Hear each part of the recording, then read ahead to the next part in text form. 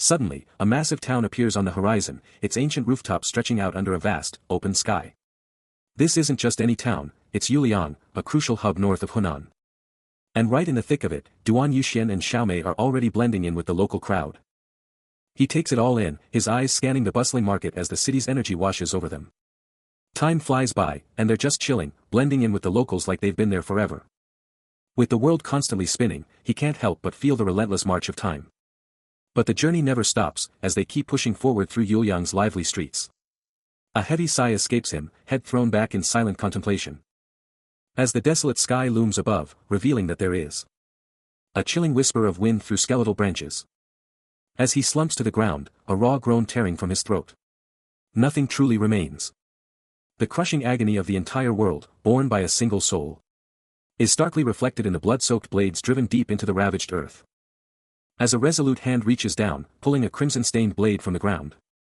Standing solitary on a desolate, blood-red landscape, he remembers a time when, without even a moment's thought, he simply annihilated the entire world. His long, dark hair, a silent testament to the sheer, unimaginable power he wields, flows down his back. He had slaughtered every single enemy, leaving nothing but a mountain of broken, defeated foes. A terrifying crimson energy pulses around his outstretched hand, a mere echo of the cataclysmic power he once unleashed. The sheer, unbridled force of his will manifesting, ripping apart the very fabric of existence itself. He had played with the entire world like a toy, reshaping it with his overwhelming, absolute might. That's exactly how he earned his legendary, terrifying title. His eyes blaze with an infernal, burning red, embodying the sheer, unstoppable power of the demon god. But after all that power, all that destruction, all that conquest, he finds it all, now, utterly boring. He was the strongest, the absolute apex, a title forged in the destruction of worlds and the annihilation of every single enemy. But as he strode away from the utter devastation he'd unleashed, a crushing, soul-numbing boredom began to consume him. Then, without warning, a sharp, shattering sound ripped through the air, and the ethereal blue energy field around him began to violently crack. The shimmering barrier splintered even more. A tiny, almost invisible crack appearing on his face as the sheer force of the disruption slammed into him. The blue energy pulsed and rapidly faded, revealing a new, powerful presence in the world, the legendary 8 immortals of the Central Plains.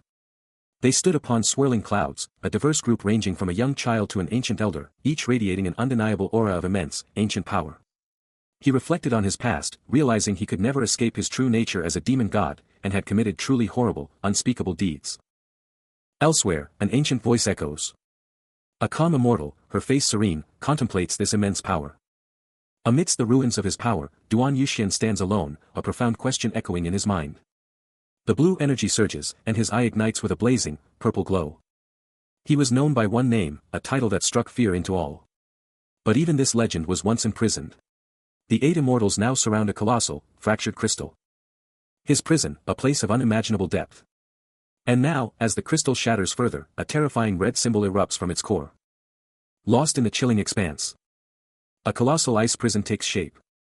And within its frozen grasp, 1,000 years vanish. Imprisoned by the legendary 8 immortals. He once thought their fancy names meant honor, but they were just schemers, playing a deadly game that ended in his brutal betrayal. Still, he accepts the blame. A heavy burden on his soul. Now, that dark secret is his alone. As he moves through a world that has long forgotten. He stands alone on a battlefield of shattered steel and fallen foes, a chilling monument to the sheer power that once crowned him the strongest. But a millennium has vanished, and now, no one remembers his ancient era, no one from his time even exists. With no home, no refuge, he's completely lost, a ghost in his own world. He strides across the water, each step a soft ripple, forced to chase the clouds and winds, following the faded trails of a forgotten age. His image wavers on the water's surface, a phantom, a lost spirit in a world that left him behind. Old scars streak his face, badges of forgotten wars, as he stares up, haunted by 1,000 years of pain. He's a relic, trapped in the echoes of history, and after a millennium of imprisonment, he has no other path.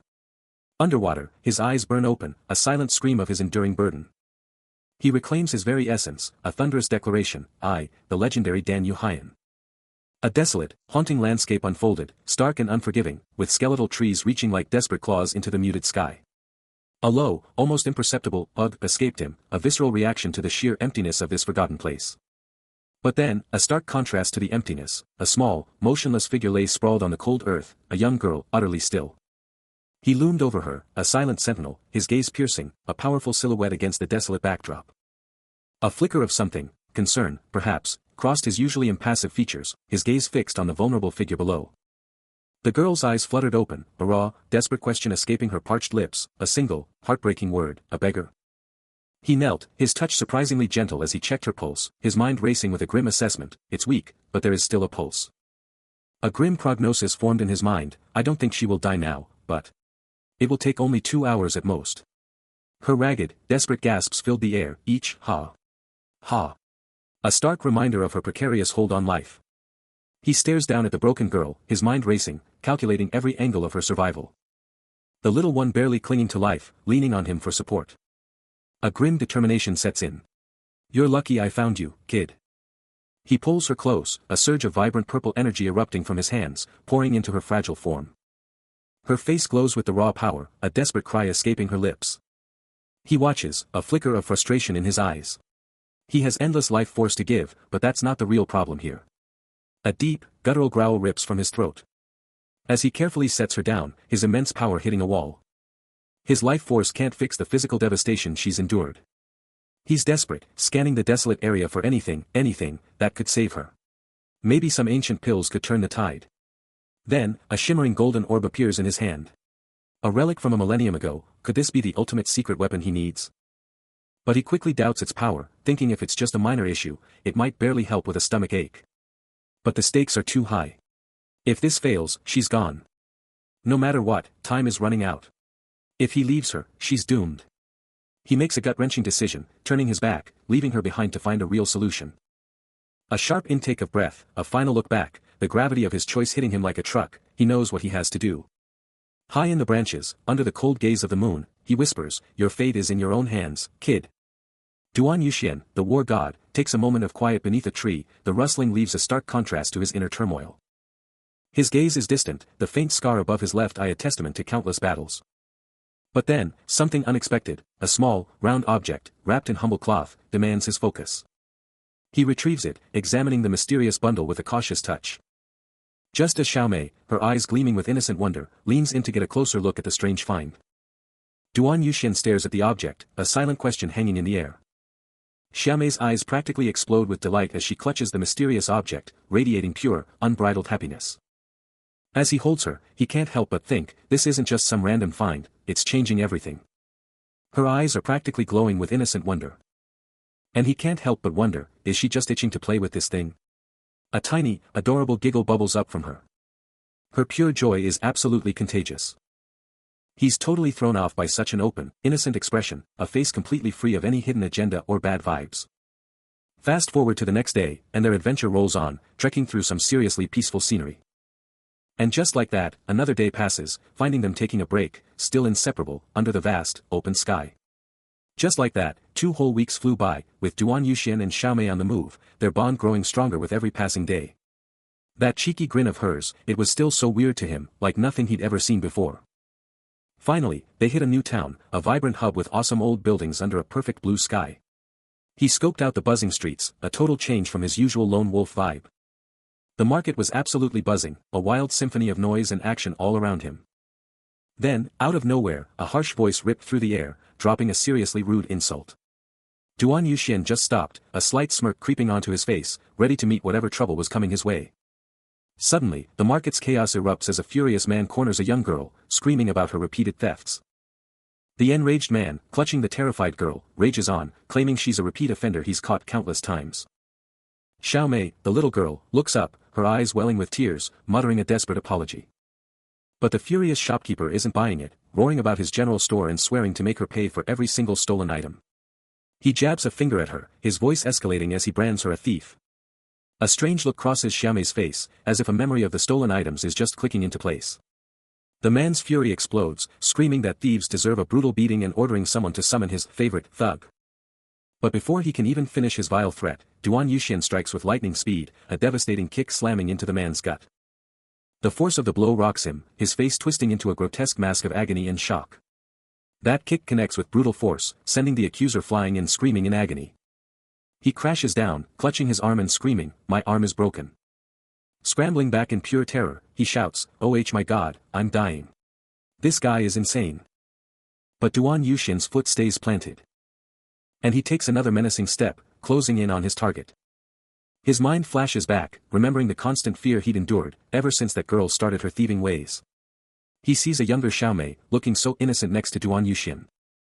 And his memory replays, questioning how she even knew where to find those things, without knowing where she was getting it. He remembers her chillingly simple explanation, "I just took it and that's how I survived." His face contorts in pure frustration, the sting of that pathetic food and the sheer indignity of being beaten still burning him. He just turns his back, muttering, "I don't like this, the vibe is just off." But what exactly is he not liking? The question burns in his mind. Driven by that burning frustration, he absolutely flies, a green and blue streak across the world. Then, with a sudden, powerful impact, his foot slams down, bringing him to a dead stop. He glances around, a sudden realization hitting him, he's gone way too far, completely lost in his own head. His robes sway as he stands, taking in the new, unfamiliar territory. A sudden, intense focus in his eye, he knows exactly where he is now. This place, it's about to get real. A breathtaking vista unfolds, a serene lake reflecting the heavens, cradled by vibrant, ancient hills. He surveys the vastness from a towering cliff, a chilling recognition dawning on him as he declares. This is the cursed lake of his imprisonment, Dongting Lake. The water whispers secrets as he paces the shore, each ripple a reminder of his past. He remembers the glory, the power, the days when Dan Yuhaiyan was the unstoppable god, ruler of all. Only to be utterly crushed and exiled to this desolate, forgotten corner. His scarred face hardens with resolve, a silent oath that Dongting Lake will never again witness his presence. A sudden rustle. His focus shatters as a tiny figure bursts from the foliage, catching him completely off guard. It's Xiaomei. Her face is a mess of dirt and tears, her voice cracking with emotion as she sobs, "I found you." Her tiny, mud-caked feet pound the ground, the tattered dress barely holding on as she pushes forward. Until she finally halts, her bare soles digging into the damp earth. Duan Yuxian stares, a mix of confusion and disbelief on his face as he internally screams, "I just saved her once. Why is she going so crazy?" His expression shifts, a dawning realization hitting him, "Wait, did she actually follow me?" Xiaomei, her face a mess of tears and dirt, can barely force out a single, desperate word, "I." He looks away, a deep, raw vulnerability surfacing as he confesses to his own heart, "I can't stand being alone anymore." Then, in a move that speaks volumes, he reaches out and gently clasps her tiny hand in his, a silent promise. A quiet sigh escapes him as he gazes downward, his face a mask of complex emotions. He closes his eyes, the crushing truth of his existence reverberating through his very soul, "I've always been utterly alone." He's been alone for so long, haunted by an unbearable loneliness. A feeling that hasn't changed in 1,000 years, the wind whispering through the trees like a mournful sigh. Then, he finally looks at the kid, asking for her name. And she shyly whispers, "Wasomi." Could this whole thing, this relationship with the kid, actually be destiny? Maybe this child is the key to finding where he truly belongs. He gently places a hand on her head, revealing his name, Dan Yuhaiyan, a soft smile finally breaking through as he accepts her. And with a simple gesture, he invites her to join him. He kneels down, a quiet moment shared between the ancient warrior and the little girl, marking the true start of their incredible, unforeseen adventure. The campfire crackles, a lone beacon in the encroaching darkness. While a small figure sits, almost swallowed by the shadows, deep in thought. Duan Yuxian gazes down at her, a hint of exhaustion in his tone as he asks, why she hasn't just abandoned him yet. He ponders the implications, a subtle shimmer of magic dancing in the air around him. Clutching Xiaomei tightly, he contemplates abandoning his brutal journey, just to finally live a normal life. Beside the flickering flames, he reflects on a dream he's held since birth, a true home, questioning if that elusive wish will ever be within his grasp. Waking up to a new day, the little one lets out a sleepy hum, rubbing her eyes in confusion. But then, her eyes shoot open, wide with an unexpected discovery. And what a sight! A magnificent, ancient house, glowing under the morning sun. He's on his knees, staring at the incredible building in pure shock, while the little one just spins around, totally lost. He reaches out, touching the ground, as if to make sure this isn't just a dream. The little one's on the ground now, looking up at him, totally confused. He can barely believe it, a house. And she's right there, confirming, yes, there is, still spinning around in amazement. They both just stare at the house, a silent moment of pure wonder passing between them. He shivers, whispering, "It's weird. I'm sure yesterday. This house just popped up out of nowhere, messing with his mind." He's still not buying it, even as the little girl swears up and down that the ancient-looking house was totally there yesterday, just a bit smaller. He's adamant there was nothing there, and she's left speechless, wondering why he's so intense about it. His face, etched with a small scratch, screams absolute conviction, and she can't help but trust him. She snuggles up to him, agreeing, but a silent alarm blares in her head. Why would he lie, especially when he's clearly sensing something seriously wrong? Then, her eyes snap open, practically glowing with awe. And she bursts out, totally hyped about how massive the house is, calling it a straight-up villa. A rare, gentle smile plays on his face as he asks if she's digging it, her pure excitement a momentary balm to his unease. But then, a puzzled look flashes across his face as he mulls over the word build, still trying to wrap his head around how this place just popped up. Unable to hold back her excitement, the little girl bolts towards the massive building, ready to dive headfirst into its secrets. Duan Yuxian takes in the incredible sight, acknowledging its sheer magnificence, but his gaze lingers on the young girl. A chilling premonition washes over him. How could such an epic mansion be completely deserted? Xiao Mei, already charging ahead, shouts back, questioning if that's why it's just sitting there, empty. He stays silent, his thoughts a mystery.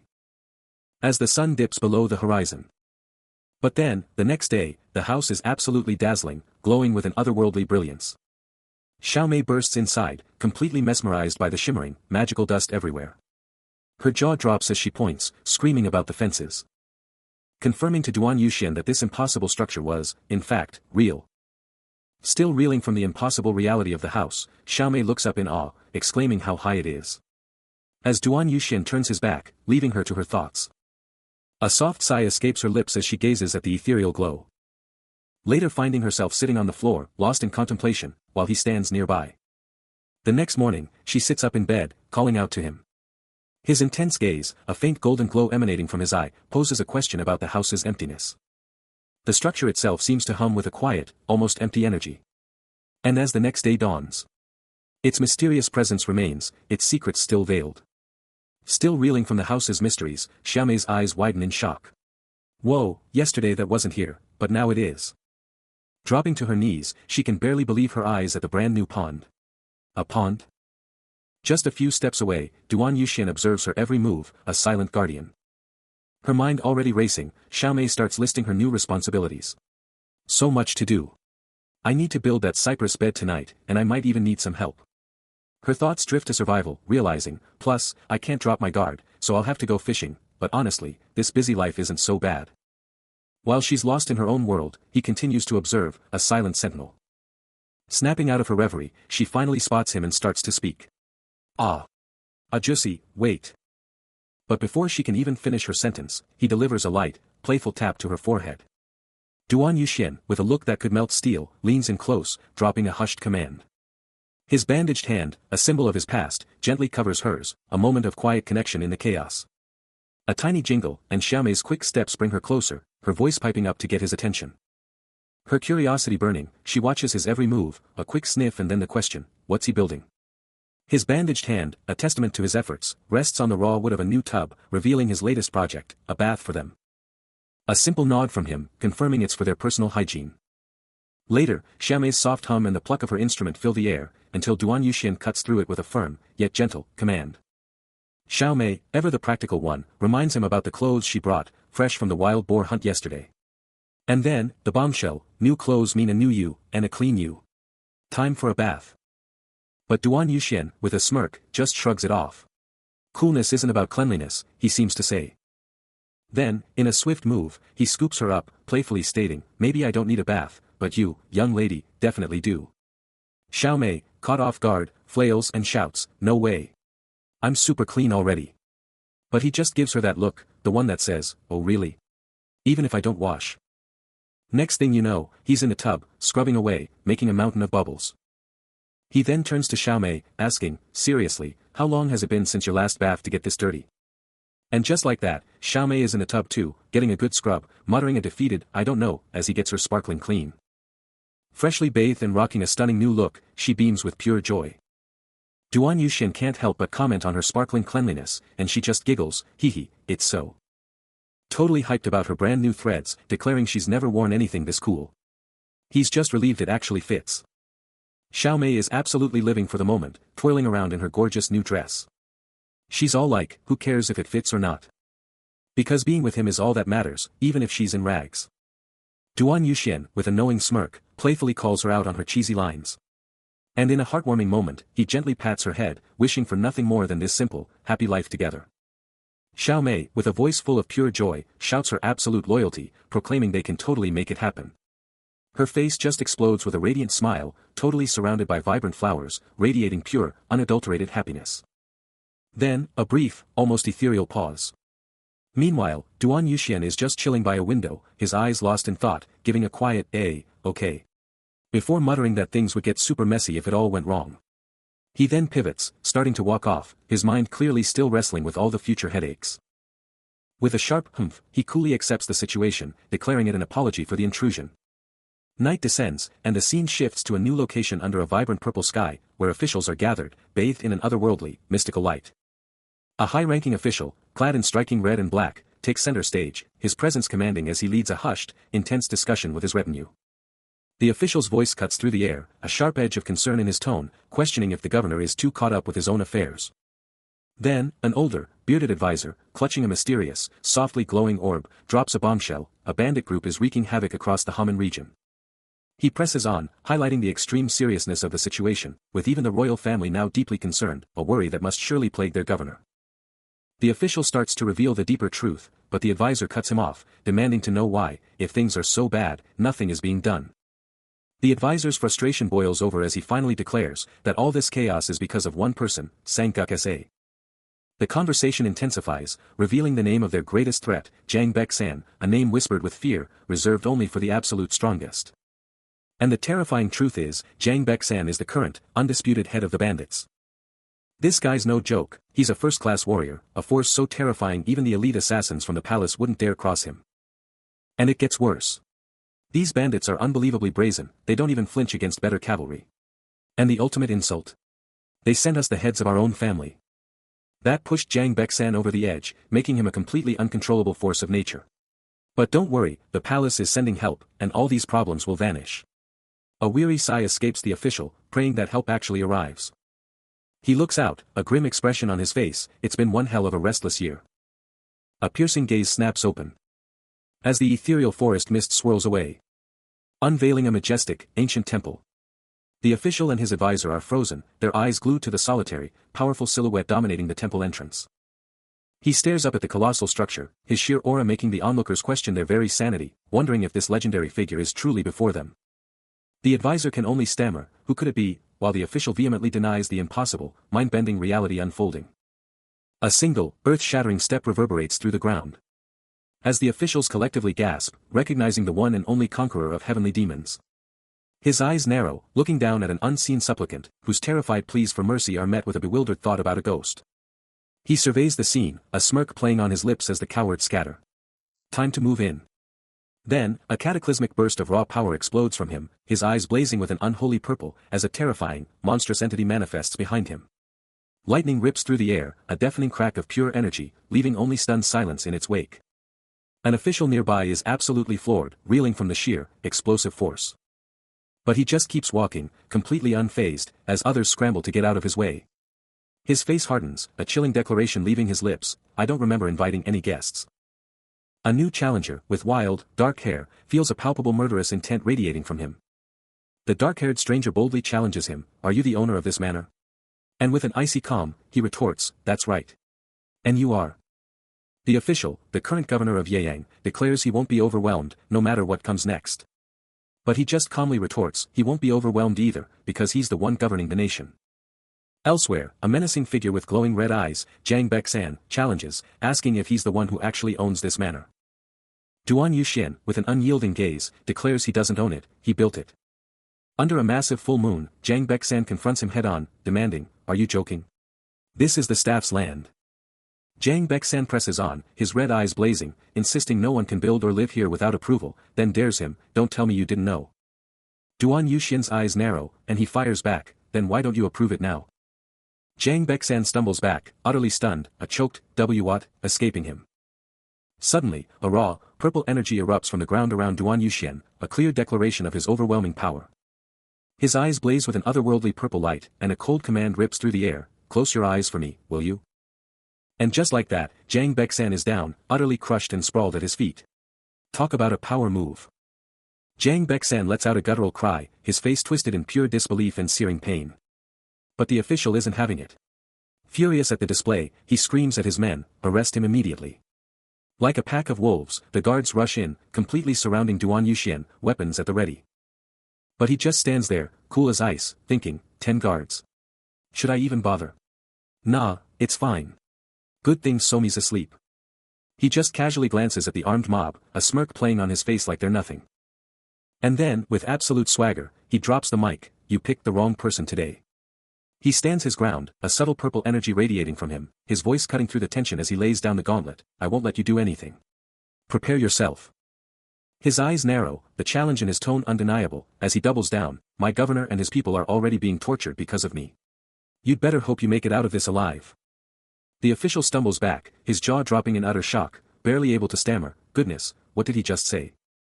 Ignoring their stunned faces, he coolly calculates his next move, a single thought driving him, "Gotta wrap this up, get Somi to bed. Then, I'm back to business." Then, in a blur, he's among them, a whirlwind of motion, leaving only stunned grunts and bewildered questions in his wake. A guard drops like a stone. As a second guard, utterly bewildered, screams, "What are you doing? You're telling me you planned to defy the law this whole time?" But his accusation is cut short by a brutal strike, a choked gasp his only response. In mere seconds, he's walking away from a heap of defeated guards, leaving the official and his advisor utterly speechless, their faces etched with pure, unadulterated shock at the lightning-fast annihilation. The bearded advisor's jaw drops, a guttural gasp escaping him as he witnesses the impossible. Next to him, the official and the advisor are absolutely floored, their faces etched with pure, unadulterated fear. The official tries to speak, but only stutters, while the advisor is completely frozen, mind blown by the sheer power on display. But he remains completely unfazed. Duan Yuxian just stands there, radiating pure, dark energy, red particles swirling around him like a storm. He's a force of nature. His eyes narrow, one blazing with an infernal red glow, and he makes it clear, this is ending, and it's ending now. The official, now completely losing it, begs for mercy, while the advisor is just a terrified spectator, utterly helpless. But hold up. A new challenger appears, a beast of a man with wild, white hair and eyes that burn with a terrifying red glow, and his name is Jiang Bexan. A chilling, guttural growl rips through the suffocating darkness. As a monstrous figure bursts from the shadows, eyes blazing with an infernal red glow. Wait, isn't he, the guy who turned into a demon? The tension is palpable, zeroing in on a simple, empty pot. Before snapping back to the imposing man's face, a volatile mix of grim determination and simmering rage etched across it. His gaze, razor-sharp and unwavering, feels like it could tear through reality itself. As a voice, laced with chilling recognition, barely breathes his name. Jiang Bexan. The very air thickens with a grim pronouncement, a silent, chilling promise of impending doom. Today your life will come to an end. A sinister, drooling grin flashes, showcasing razor-sharp fangs as a chilling sound echoes, revealing the terrifying Hong Wo-chang. But elsewhere, a massive, shadowy presence casts its dark shadow over a smaller, helpless figure, whose eyes burn with a faint red glow. As a nearby man is drenched in sweat, his face twisted in pure agony, cursing under his breath, "Damn it. It's been over half a year since his family was brutally murdered." A haunting memory that still burns within him. His crimson eye snaps open in shock as he realizes, "I never thought he'd come for me now." Duan Yuxian, holding a peacefully sleeping Xiao Mei, lets out a frustrated sigh, his thoughts sharp and decisive, this guy is absolutely useless. And his only defense, his only hope, is a single, solitary sword. Which he clenches with an iron grip, ready for anything. Trapped in a shadowy, mist-shrouded forest, he faces an impossible truth, he's outnumbered, outmatched, and can't possibly fight off dozens of foes with just one sword. Indistinct figures close in, his weapons uselessly scattered, Duan Yuxian is on his knees, utterly overwhelmed. He remembers this crew, the ones who skin people alive, a savage gang led by the notorious Jiang Bexan. A massive, bearded bandit, a cruel grin splitting his face, snarls at his boss, demanding they finish off their prey. A shadowy figure, eyes burning crimson, howls for bloody revenge, swearing to avenge a fallen wife, while Xiao Mei cowers, a tiny target in the gloom. The official, his face a mask of pure terror, knows their words are no idle threat, they'll rip him limb from limb and toss him to the dogs. Hands clasped in a desperate, futile gesture, the official pathetically begs for mercy. A sinister bandit leader, his red eyes burning with sadistic glee, grins from ear to ear, proclaiming he's waited his whole life to hear such pleas, and today's the day they're answered. He's watching, a silent shadow in the night, witnessing the horror unfold. Tied up and shaking, the official is on his knees, desperately begging for his life from the ruthless bandits. His eyes burning with cruel amusement, the bandit leader taunts, asking what fate awaits their prisoner. He just stands there, totally unfazed by the official's desperate cries, a cold smirk playing on his lips. The official's hands are cinched tight, the ropes cutting deep into his skin. Then, a grizzled, bearded bandit chimes in, telling the official he should count his blessings. But then, Duan Yuxian's hand starts to glow with a golden aura, and he knows this official would have been toast without him. The bandit leader just smirks, repeating that the official is lucky. With a fierce look, Duan Yuxian is ready to unleash his power. The official, absolutely terrified, screams for salvation, begging for his life and offering anything in return. Watching the whole thing unfold, Duan Yuxian's face tightens, a flicker of resolve igniting in his eyes as he witnesses the injustice. Then, his voice booms across the misty peaks, he shouts, "Hey there, furry. Hold on ACC, okay." The bearded bandit, totally caught off guard, spins around, a shocked expression plastered across his grizzled features. A beat of silence, then the bandit snarls, "Don't tell me you were talking to me, punk." A furious growl rumbles from the bandit, his face contorting with pure rage. Completely unfazed by the bandit's fury, Duan Yuxian coolly replies, "Yes, I am talking to you. What exactly are you planning to do with him?" Clutching the official's collar even tighter, the bandit grins menacingly, "I'm gonna kill him. Just like I killed my own parents." A wicked smirk spreads across his face as he sizes up his new opponent, and from the looks of it, you're some kind of fancy noble. He stands silently, absorbing the bandit's arrogant taunts, who's still convinced no one can touch him. Surrounded by his crew, the bandit then snarls, demanding to know what he's gonna do. Is he seriously trying to save this guy? Duan Yuxian's face is a stone wall. While the bandit just keeps pushing, his voice oozing with pure contempt. The air crackles between them. As a steely resolve ignites in Duan Yuxian's gaze. He's standing solo against a massive force, roughly 50 bandits deep, their sheer numbers dominating the barren terrain. Meanwhile, the official, still tied up and freaking out, pleads, "Governor, do you want me to live?" His face twisted in pure terror and desperation, he's waiting for an answer. He just stands there, absorbing the bandit's audacious demands, his life, his manner, all on the line. The bearded bandit, absolutely losing it behind him, screams, "That crazy bastard. What is he even saying? Is he completely insane?" A flash of a magnificent manner. Duan Yuxian, unfazed, processes the bandit's rant, thinking, the manner again. Is this actually a good deal? But before he can even finish his sentence, the bandit snaps, charging with his blade, roaring, "If you're not gonna do anything, then shut up, you bastard." Unflinching, Duan Yuxian calmly declares, "That's the deal. Step back, and you walk away unharmed." The bandit's face twists into a snarl, yelling back, "Hurt, that's what's gonna happen." His face, a canvas of pure rage, explodes in a close-up of unhinged fury. In a flash, the bandit is down, utterly defeated, Duan Yuxian's foot casually planted on him, utterly crushing his bullshit threats. Unbelievable. The bearded bandit, already down, unleashes a primal scream, his face a mask of pure rage, launching himself at Duan Yuxian again. But it's too late.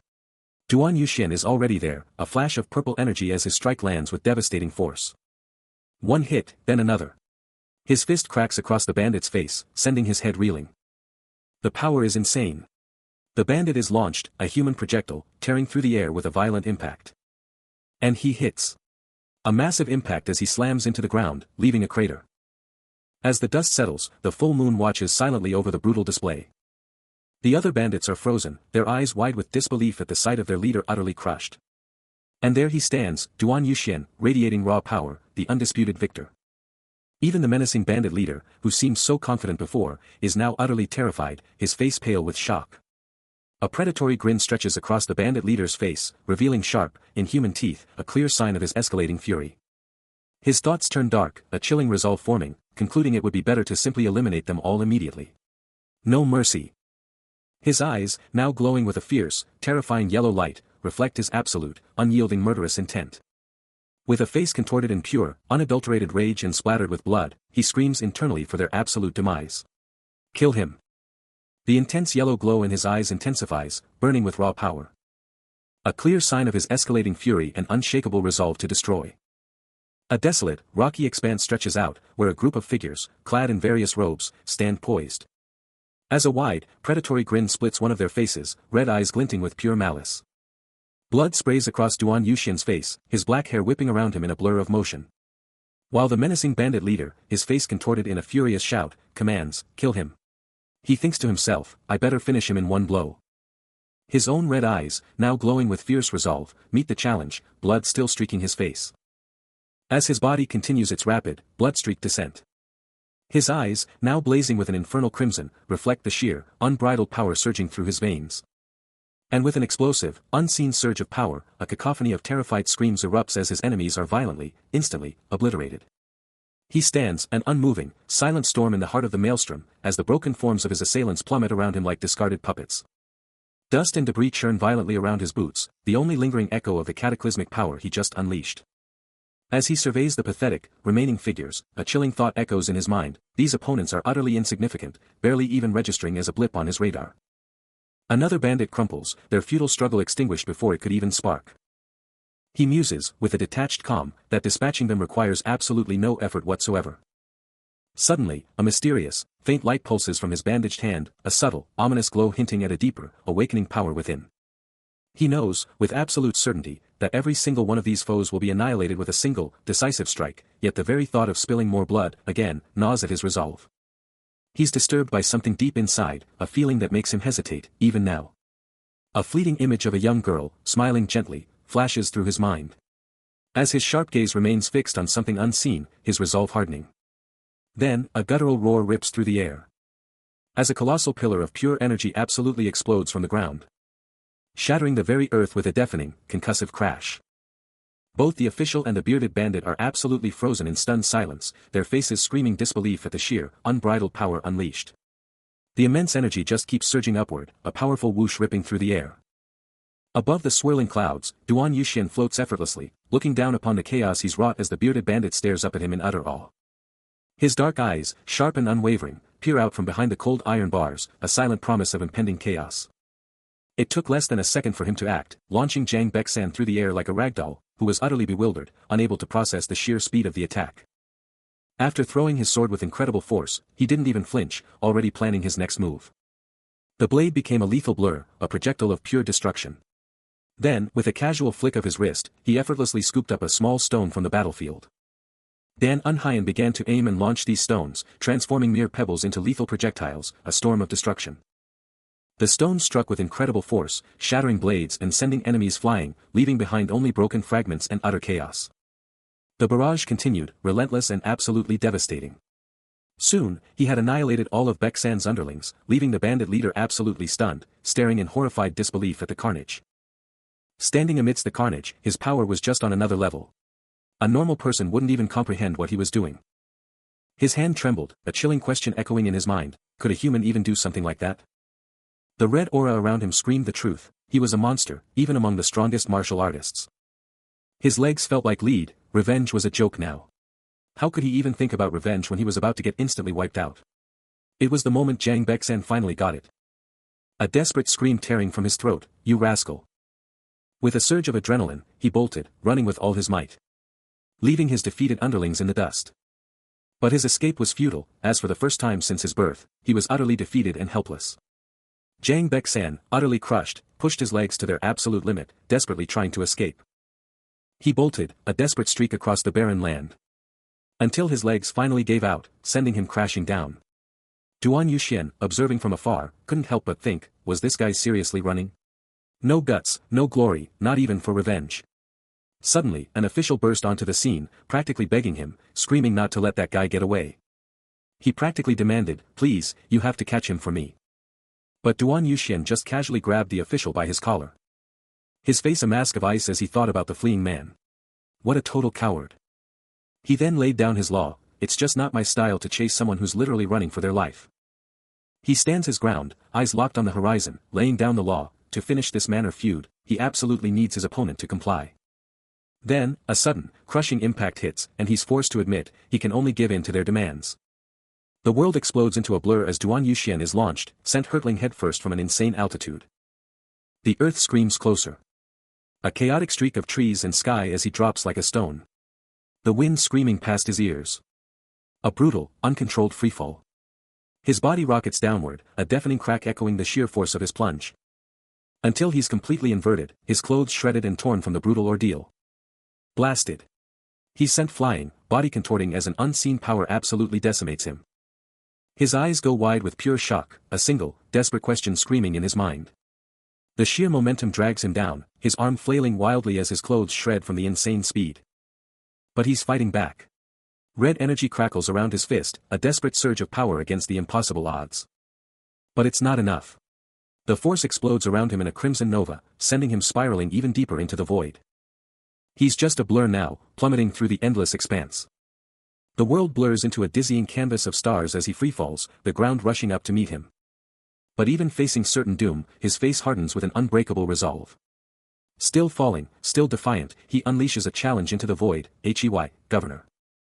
Beneath the ominous glow of a full moon, the stage is set for a chilling encounter, a stark contrast to the previous freefall. He looms over a trembling subordinate, his voice cutting through the silence as he delivers a chilling ultimatum: this is the end of our agreement. The small, white-haired subordinate in the red robe visibly flinches, shrinking under Duan Yuxian's piercing gaze as he presses on. I assume you understand what I mean. If you ever dare to breathe a word about the manor again. Panic-stricken, the man can only manage a choked, desperate plea, why yes. Of course. A terrifying, almost demonic mask of power flickers across his thoughts, a chilling reminder to never forget the true, monstrous strength he commands. Still shaking, the subordinate desperately tries to placate him. TTH, that is never gonna happen. I dare not do it. You do not have to worry. Duan Yuxian's voice drops to a dangerous whisper, delivering the final, absolute command. Also, you will have to remain silent about everything related to me. While the subordinate practically collapses from terror, Duan Yuxian's inner thoughts reveal a chilling self-awareness, a faint, unsettling smile gracing his features. Oh my. I'm smiling so brightly somehow. Everyone is scared when I'm expressionless. His face settles back into a cold, neutral mask as he delivers the final, chilling word: it's good that you understood. He stands alone on a blood-soaked battlefield, surrounded by the remnants of countless battles, a silent testament to the ultimate title, the strongest man. Elsewhere, a fierce figure with burning red eyes rages, demanding to know what in the world someone like him is doing here. His fury ignites, a burning declaration that he'll give him whatever he demands, no matter the price, swearing that the manor will never go back to the mountain. This is the dark legend of the manor of human suffering and forbidden love. In a lively village, an old man in a yellow hat makes a quick exchange with a younger man. Before joining a woman and child, walking away from a building, the woman noting grimly, it looks like the bad guy who lives here. She elaborates, revealing her plan to deliver them both to the forest, but the one operating in this area got him captured. Duan Yuxian's eyes burn with a terrifying intensity, his voice a cold, cutting accusation: you were scared even though you were with me? A tiny, wrapped bundle rests, seemingly oblivious, as a voice whispers, a bundle, then declares, but he's been caught now. A young kid goes absolutely wild for a sweet, sticky treat, syrup practically exploding from their face. Blindfolded, they somehow weave through the chaotic energy of a packed market. A cool voice cuts through the noise, declaring the bandits are busted, and the manor's biggest headache has just vanished. The speaker's intense stare drops. As he casually states, now all I need is. He dangles a skewer of glistening candied fruit, a low, escaping him, right? The market stall behind him is a dazzling explosion of sugary delights. The blindfolded kid, absolutely buzzing with excitement, reaches out for the treat. And Duan Yuxian, with a blindfold over one eye, offers a knowing, almost playful smile. Suddenly, a crucial realization hits him, his gaze fixed on the small items in his hand. Because when you're raising a child, the absolute top priority is always money. And not just a little, but a mountain of it. With that heavy thought, he strides through the vibrant market, the blindfolded child walking faithfully beside him. A single coin, barely enough to matter, and he's just now remembering it. Seriously? This guy, with a gnarly scar over his nose, gets it. Kids need cash, and lots of it, right from the start. Yeah, we're talking serious stacks. Duan Yuxian, with a kid in tow, navigates the chaotic market, and you can practically feel the new burden of responsibility hitting him like a truck. He flashes back to his solo days, when all he needed was a flat spot to crash, no worries, no bills. Back then, hunger was just a problem solved with a quick hunt. He flashes back to a stark memory, a younger him, burdened with a child, traversing a brutal, snowy wasteland. Survival was the only mission. Back in the present, the thought hits him, after a lifetime of just surviving, he has zero clue how to actually make money. But to be responsible for a whole other life. You need serious cash, and he knows it. The child gazes up, oblivious, while he internally screams, why did I only realize this now? A small tug on his robe, and the child's voice cuts through his thoughts, let's go back. He can only manage, okay. Strolling through the chaotic market, his mind races. He has to figure this out. The child, completely unaware of his existential crisis, innocently asks, wanna go somewhere? Suddenly, the child points to the majestic mountains in the distance, shouting, whoa, a Jushi. Look at that. He stands, observing the tiny whirlwind of activity. As the kid goes all out, digging like there's no tomorrow, shouting, "Wait a moment." Dirt flies as she powers through, announcing, "It's almost done." Duan Yuxian finally breaks the silence. "What are you even doing? We're supposed to be heading home." But then, Somi holds up a vibrant flower, her eyes sparkling. "I want to take this home and plant it." He raises an eyebrow, a challenge in his voice. "Think you can actually pull that off?" Against all odds, the little flower is soon perfectly planted, standing tall. Somi puffs out her chest, flexing with all her might. "It's all right. Somi is strong." Duan Yuxian can only let out a thoughtful hum, watching her adorable, embarrassed reaction. He stops dead in his tracks, eyes locked on a strange footprint. Something feels off, totally out of place. Upside down, dangling from a branch, he's piecing it together, and it hits him. They're the only ones on this path to the manor. He lets out a small grunt, spotting something else. The weeds around a wild flower are gone, totally cleared away. Someone's been tending this. Then the realization hits him. Was this flower actually planted here on purpose? Out of nowhere, a tiny, fuzzy creature darts into sight, making him gasp as he instinctively reaches for it. He grins, proud he actually caught it, but then he spots it, a weird pouch, strapped right onto the little furball. Somi pops up, super excited, and demands they check out what that weird thing is. She's going to check it out herself, she announces, then her face twists in fury, demanding to know who dared touch her creature. Then, in a flash of pure rage, Somi unleashes a blinding, glowing strike, slamming it right into the little creature. She explodes into action, a blinding, glowing kick rocketing straight for the tiny creature. The creature flinches back in pure shock, as her foot rockets in, a bewildered, escaping her. Boom! A direct hit. The creature is sent absolutely flying. And as it's launched, a small knife clangs to the earth. But before she can even think of a follow-up, Duan Yuxian's hand snaps out, seizing her arm with a solid thud, his voice cutting through the air. "What are you trying to do?" His grip is like iron, leaving her absolutely frozen in place. She thrashes against his hold, a furious "What's with this guy?" bursting from her. But as she yanks, an impossible surge of power crunches his hand, ripping an AGH from his throat. He stares, utterly dumbfounded, his mind reeling. What is this ridiculous strength? His eyes snap open, burning with a raw, disbelieving agony. This power, it's impossible. But before he can even process the shock. And then, a second, earth-shattering impact. But then, from the depths of his own personal crater, he stirs, his mind screaming in disbelief, as the child, now holding a delicate flower, stares down with an unnerving, innocent gaze, the creature still watching the bizarre scene unfold. Somi, clutching a tiny plant, lets out a soft, almost innocent sound, but don't let that fool you. Then, a hand reaches out, carefully picking up something from the earth. Duan Yuxian, taking it all in, can't help but wonder if the kid just passed out from the sheer shock of it all. He turns his back, striding away, his mind absolutely reeling from everything that just happened. He feels others closing in, but his focus is laser-sharp on the sheer nerve of anyone daring to mess with a kid. He knows, deep down, with absolute certainty, that if they had actually tried to hurt her, they'd be dead. Period. A quick mental replay, a blade slicing through the air, confirms his gut feeling. They just wanted to scare her off, nothing more. With a small cut on his cheek, he grudgingly admits they at least had some common sense. He holds the tiny plant, the exact one Somi was clutching, totally baffled by what secret power it holds that she protected with such intensity. His hands carefully work the mysterious plant, a soft rustle hinting at its secrets. He lifts it, his bandaged hand a stark reminder of the recent chaos, as he scrutinizes its delicate form. With surgical precision, he uses a small tool, a sudden understanding sparking in his mind. But the strain is immense, and he collapses, utterly spent. Yet, a powerful, ethereal glow bursts from him, a flash of raw energy signaling his recovery. He pushes himself up, his eyes now razor-sharp, sensing a new presence, his steps resolute. A profound realization hits him, this individual could be incredibly valuable. The world around him transforms into a tranquil, misty expanse, a brief respite from the intensity. Finally, within the quiet of a traditional home, he lets out a deep, weary groan, the burden of his journey evident. He's stirring, a low groan escaping him as consciousness slowly returns to his battered form. Suddenly, his eyes snap open, and he bolts upright in bed, a sharp gasp of pure shock tearing through the silence. A woman's voice cuts through his confusion, asking if he's awake, but his mind is racing, trying to process this impossible situation. He looks around, completely startled by the unfamiliar room. His gaze falling upon a window revealing a serene, moonlit landscape outside. Turning back to the woman standing beside his bed, he begins to question her identity. Before introducing himself as Dan Yuhyan. As he speaks, a fierce, crimson glow ignites deep within his eyes, a power surging forth. leaving the woman absolutely stunned by the sheer intensity of his gaze. One look, one single moment of eye contact, and the entire atmosphere changed. It wasn't just fear, it was an overwhelming, ominous danger radiating from him. He flashes back to that moment, when he looked at Somi, and a terrifying urge to kill her instantly took over. He wanted to wipe her out on the spot, but then, he changed his mind.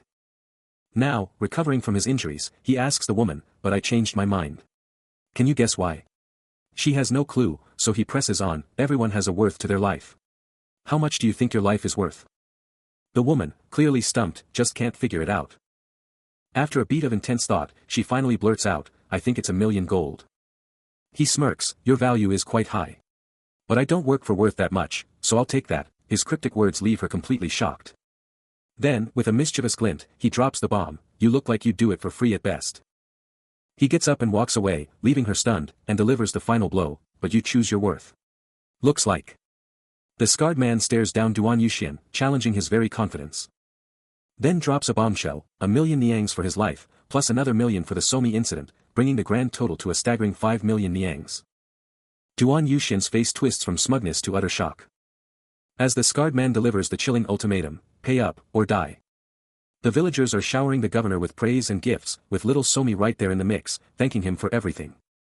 Duan Yuxian, ever the humble leader, flashes a quick smile, but he's not taking any gifts, just soaking in all the good vibes. But duty calls. He's got more work to do, so he's gotta bounce. Just as he's making his exit, little Somi takes a tumble, hitting the ground with a yelp. She's sprawled out, staring up at the governor with those big, teary eyes, and he's just standing there, looming over her. A look of pure exasperation crosses his face as he processes the scene, thinking, seriously? They get it, this isn't a big deal. Kneeling in a grand palace courtyard, he can feel the shift in perception, the weight of new expectations. All because they think he single-handedly took down the infamous Jiang Bexan. While two young women gasp in admiration, he's internally screaming, the hero worship is out of control, and he's anything but. But the hero worship is cut short as an older official drops a bombshell, the golden Buddha has vanished from the palace. The official can only guess it was the work of a master thief, the golden statue still radiating a faint, mystical glow even in its absence. During a high-stakes meeting, the official stresses absolute secrecy, because this theft could ignite a full-blown war. A young woman, brimming with confidence, tells him it'll be a piece of cake, especially after his legendary capture of Jiang Bexan, and with his team cleared, she's just thrilled to have such a genius in public service. She beams, pushing him on, as he can only manage a strained, "Why yes, rest assured." Later, in different robes, Duan Yuxian is practically tearing his hair out over a document, internally raging about how the Buddha vanished without a trace, and the terrifying thought that it might actually be a fake. He can't believe it. Who in the world is this ridiculously stupid thief? Just yesterday, he was honing his skills, bow drawn taut, ready for anything. But now, back in the palace, staring at the empty pedestal, he's just fed up with all the hardships the heavens keep throwing at him. It all started yesterday night. He's got a small figure cornered, who's practically begging, trying to explain how a 5,000,000 won debt, plus 1,000,000 for getting caught, is just impossible for her. A heavy sigh escapes him, the sheer absurdity of the situation written all over his face. Somi, the little thief, keeps pleading, promising to pay him back later since she's got nothing on her now, trying to make a quick escape. But his hand shoots out, grabbing her arm with a sharp "tak," as she cries out for mercy. Back on her knees, she's ready to do absolutely anything he demands. She's practically begging, throwing out every chore imaginable.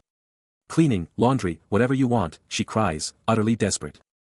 But he just stares, unreadable, and she's left reeling, asking herself, why am I even listening to this guy? A terrifying thought hits her like a truck, she's actually going to do what he says. The fear is palpable, a cold dread creeping in, because she knows, deep down, he'd snuff her out without blinking. But then, a spark of defiance, a burning will to survive. She screams internally, "I cannot die yet dash." Next thing you know, she's in a tiny kitchen, trying to whip up a meal, and he's just there, observing, cooking. Then he lays down the law, making it crystal clear, he's keeping her stuff until she pays up. Just to make sure she gets the message, he adds a chilling threat, try to escape, and her debt instantly doubles. That's it. His words light a fire in her, a burning rage, and she seethes, this King corrupt schemer. As if it's going to go as you wish. She's locked in, but her spirit isn't broken. Somi knows she'll find a way out, but first, she's gotta survive this nightmare. Flash forward to the present. It's been a whole week since she got shackled, and Somi's stuck scrubbing floors, living the slave life. But a burning thought ignites inside her, this is all that chubby kid's fault. Her heist would have been flawless, and she wouldn't be drowning in this insane debt. No time to waste. A frustrated TSK escapes her. She has to get back that item Duan Yuxian brought to the meeting spot. It's the golden Buddha, the one she meticulously stashed away in her bag, keeping it totally secret. That golden Buddha is her only way out. A feast fit for royalty, steaming and ready, is laid out on a low table.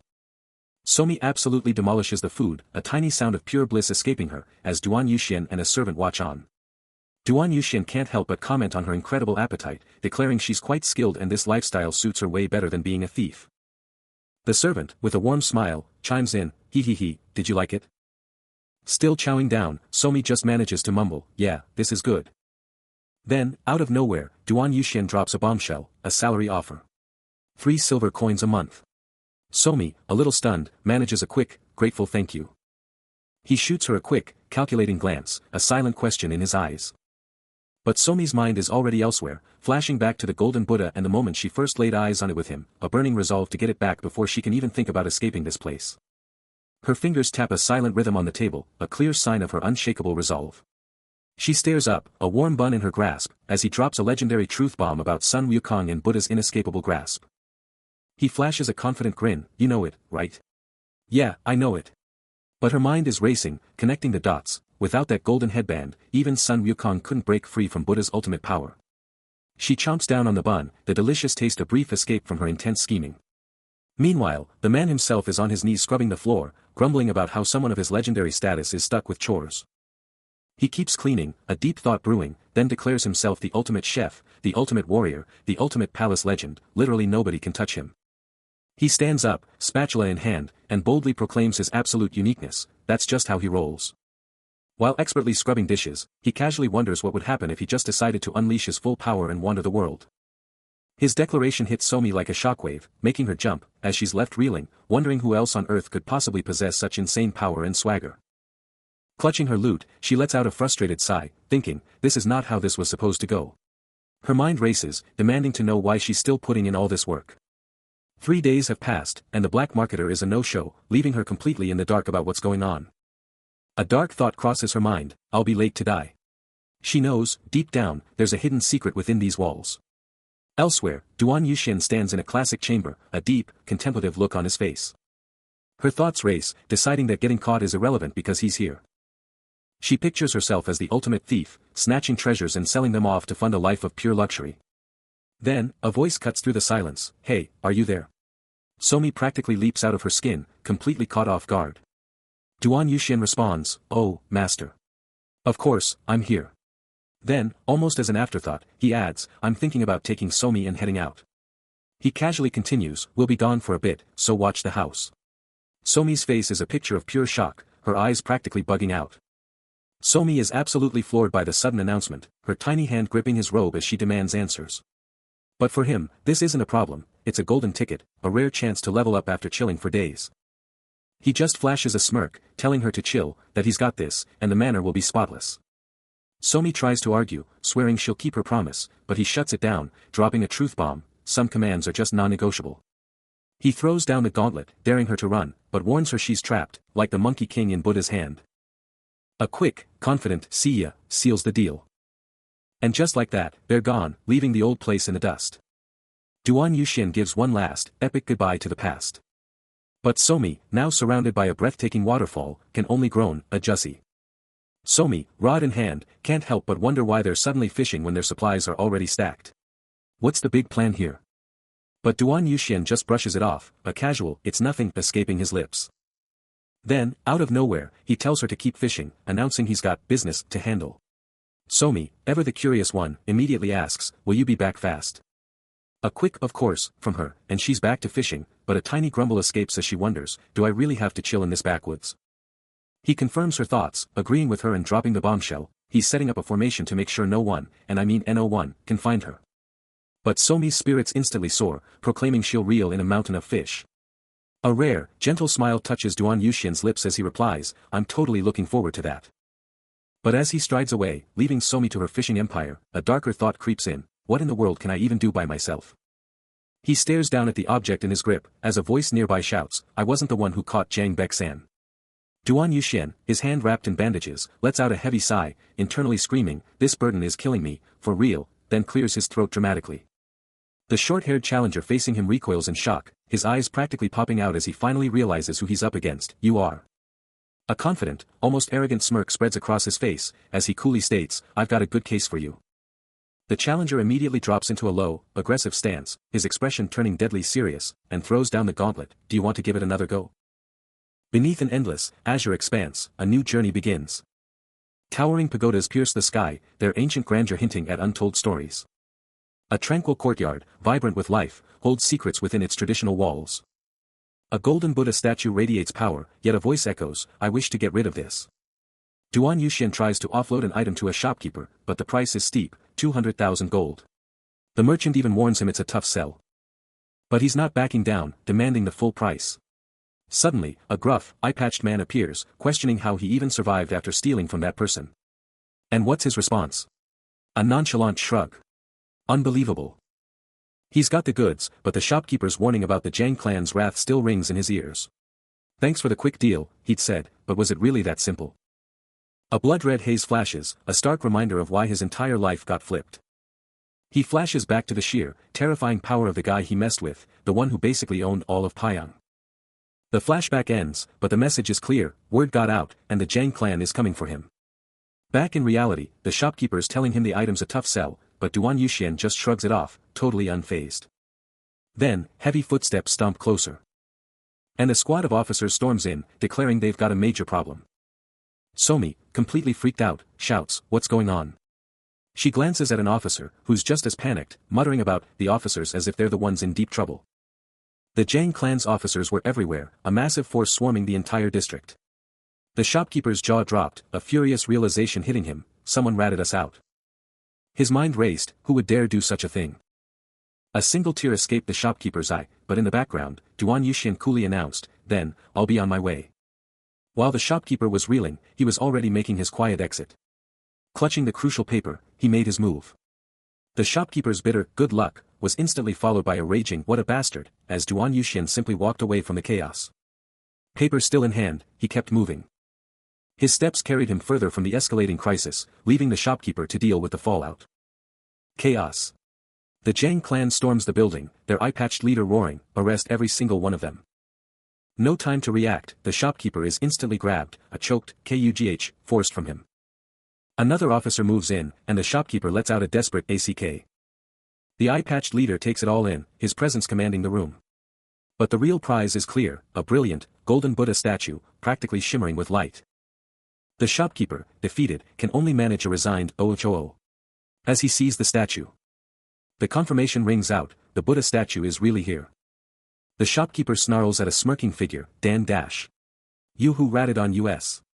The informant just shrugs, "You don't need to know that." The Zhang clan leader's face twists in rage, promising, "You mother f*********, I won't let this end easily." The shopkeeper, cornered by the Zhang clan, defiantly scoffs, "Ha. Don't be ridiculous."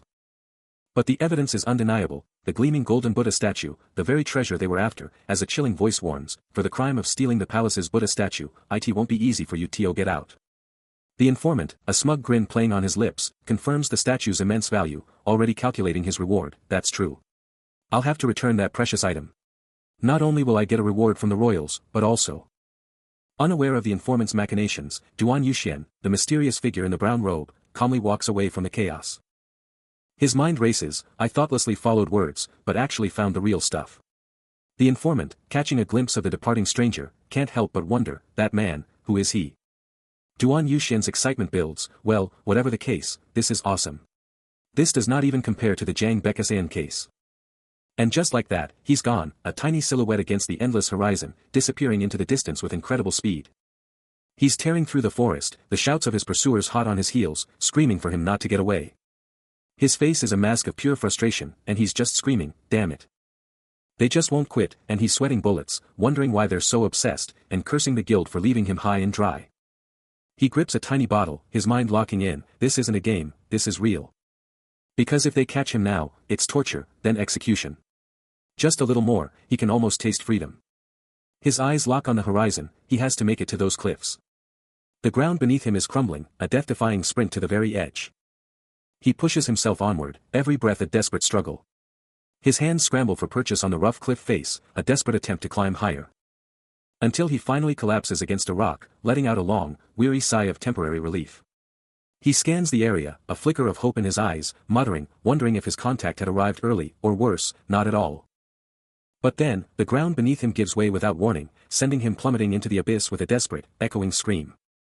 He crashes to the ground with a sickening thud, looking back in utter shock, realizing his escape has been cut short. A figure in an ornate white robe looms over him, a chilling, smug smile on their face, delivering a cold reminder, everything remains within their grasp. Duan Yuxian's eyes widen in utter disbelief. As the captor presses him down, his struggles proving utterly futile against their overwhelming strength. Trapped and falling, he can only let out a frustrated gasp as his escape attempt takes a nosedive. He somehow sticks the landing on a tiny ledge, eyes darting around, already planning his next move. With a fierce glare, he screams defiance, swearing he'll never be taken. But the enigmatic figure below just lets out a chilling, amused chuckle, completely unfazed by the threats. He tries to climb the impossible cliff, but his grip fails, sending rocks tumbling. He's falling, tumbling helplessly down the sheer drop. A streak against the cliff. Hurtling straight for the white-robed figure below, who coolly asks if he'll finally give up when he hits the bottom. But even mid-air, Duan Yuxian screams one last, furious insult. But before he can even hit the dirt, the figure's hand snaps out, catching his arm with impossible speed. Plunging through the sky, a bewildered shout rips from his throat. But just as quickly, his descent is snatched, held upside down by the enigmatic white-robed figure. A chillingly calm voice cuts through the air, "You should be careful when coming down a cliff," the figure taunts. Duan Yuxian's face contorts in rage and disbelief, his once fine clothes now shredded rags. A furious "ugh" escapes him. He stares, utterly flabbergasted, at his captor, thinking, what is wrong with this guy? His eyes are wide with a mix of shock and utter confusion, the world spinning around him. Then, a jarring shift. He's suddenly in a bustling village, wearing completely different clothes, a single word escaping his lips, "here." Days turn into a bizarre journey, riding with a stranger, the same bewildered thought echoing, and here too. Even crawling from a cave, the realization hits him with full force, wherever I go. Amidst a brutal landscape of fallen foes and shattered steel, one figure stood as the ultimate victor. But a chilling question haunted him, why is he present everywhere? A voice from the shadows taunted, "Didn't I tell you? You are inside my palms." Duan Yuxian hit the dirt, utterly enraged, letting out a furious "fuck." The scarred man loomed over him, a cruel smile spreading across his face, declaring, "As I promised, your debt is 10 million for running away. So it's 10 million niangs in total." He pressed on, twisting the knife, "Even if you pay back with this, you idiot, you still have 8 million left to pay." Duan Yuxian exploded in a primal scream, "You bitch, you damn asshole dash." But his tormentor merely held his arrogant gaze. Then casually remembered, "Ah. Now that I think about it, I forgot to receive the reward for Jiang Bexan's head." Blood streaks his face, but his eyes are fixed on something beyond, a silent storm brewing within as he stares up. But even in defeat, one thought cuts through the noise, a silent vow, "I should buy Somi's snack with that." His eyes drop, the harsh reality crashing down. The rough fur of his collar scrapes his bloodied skin, a raw testament to the brutal fight. Then, a deafening crash, the absolute, undeniable end of this chapter. A desperate, furious cry rips through the air, a raw scream of pure frustration.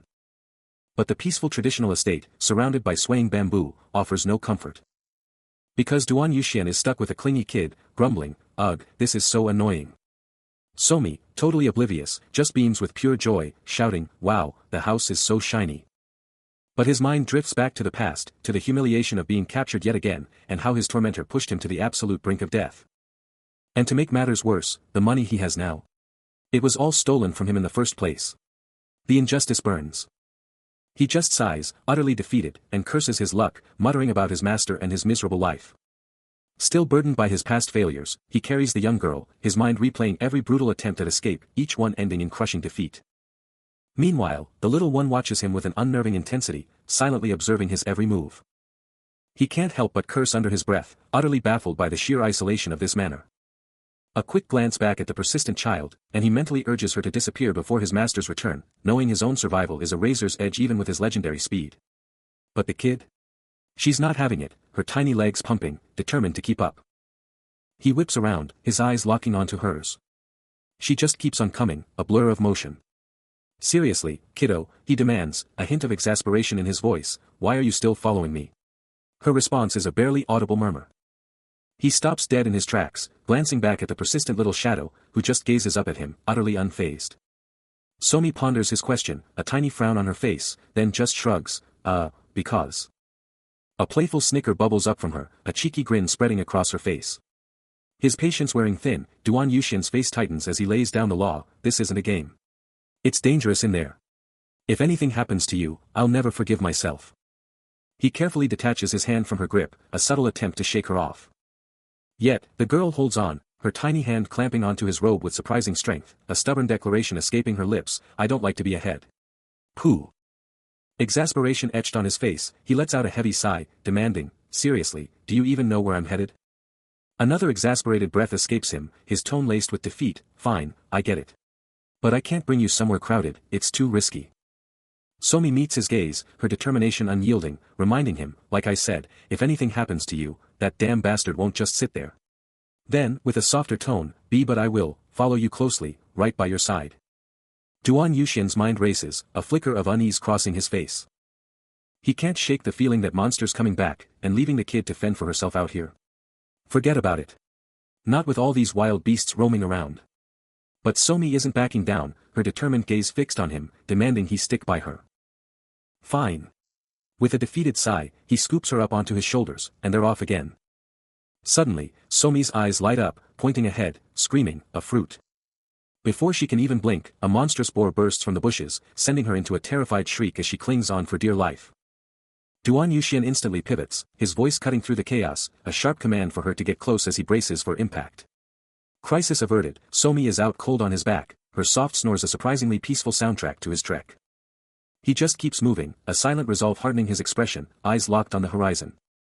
He lets out a low, tsk, a clear sign of his disapproval, eyes locked on the path ahead. As he pushes deeper into the untamed wilds.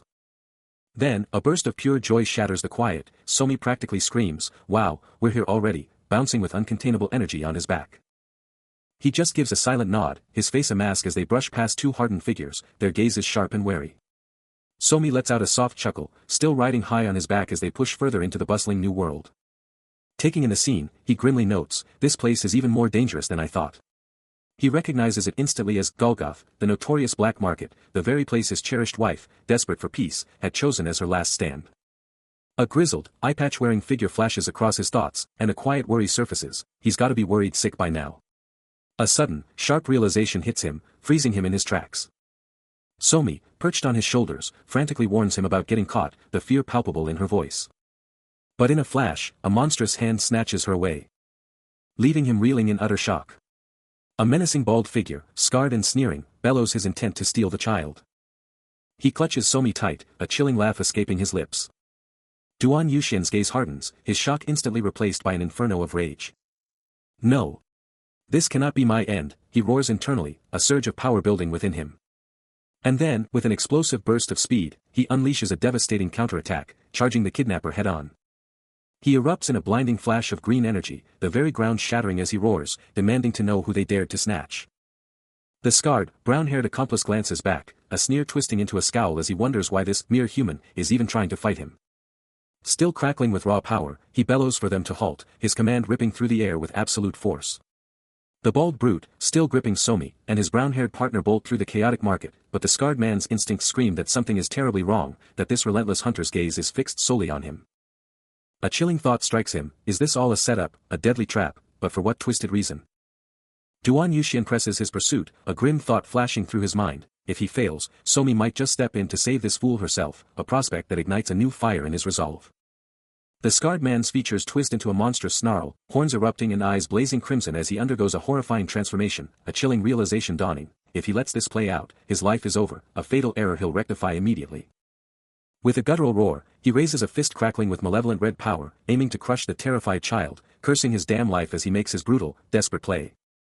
He's absolutely seething, cursing the man who brought the kid here, screaming internally about why everything's going sideways. But he snaps back to reality, vowing that his light foot technique means no one's speed is gonna touch him. Before he totally loses it, he's gotta snatch Somi, no matter the cost. Then, with a blinding flash of blue, he explodes into motion, a pure speed demon.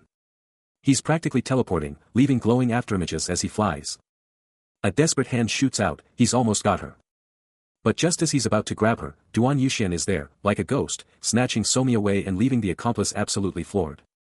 Absolutely enraged by the interruption, he screams at Duan Yuxian, "Hey, you bald head.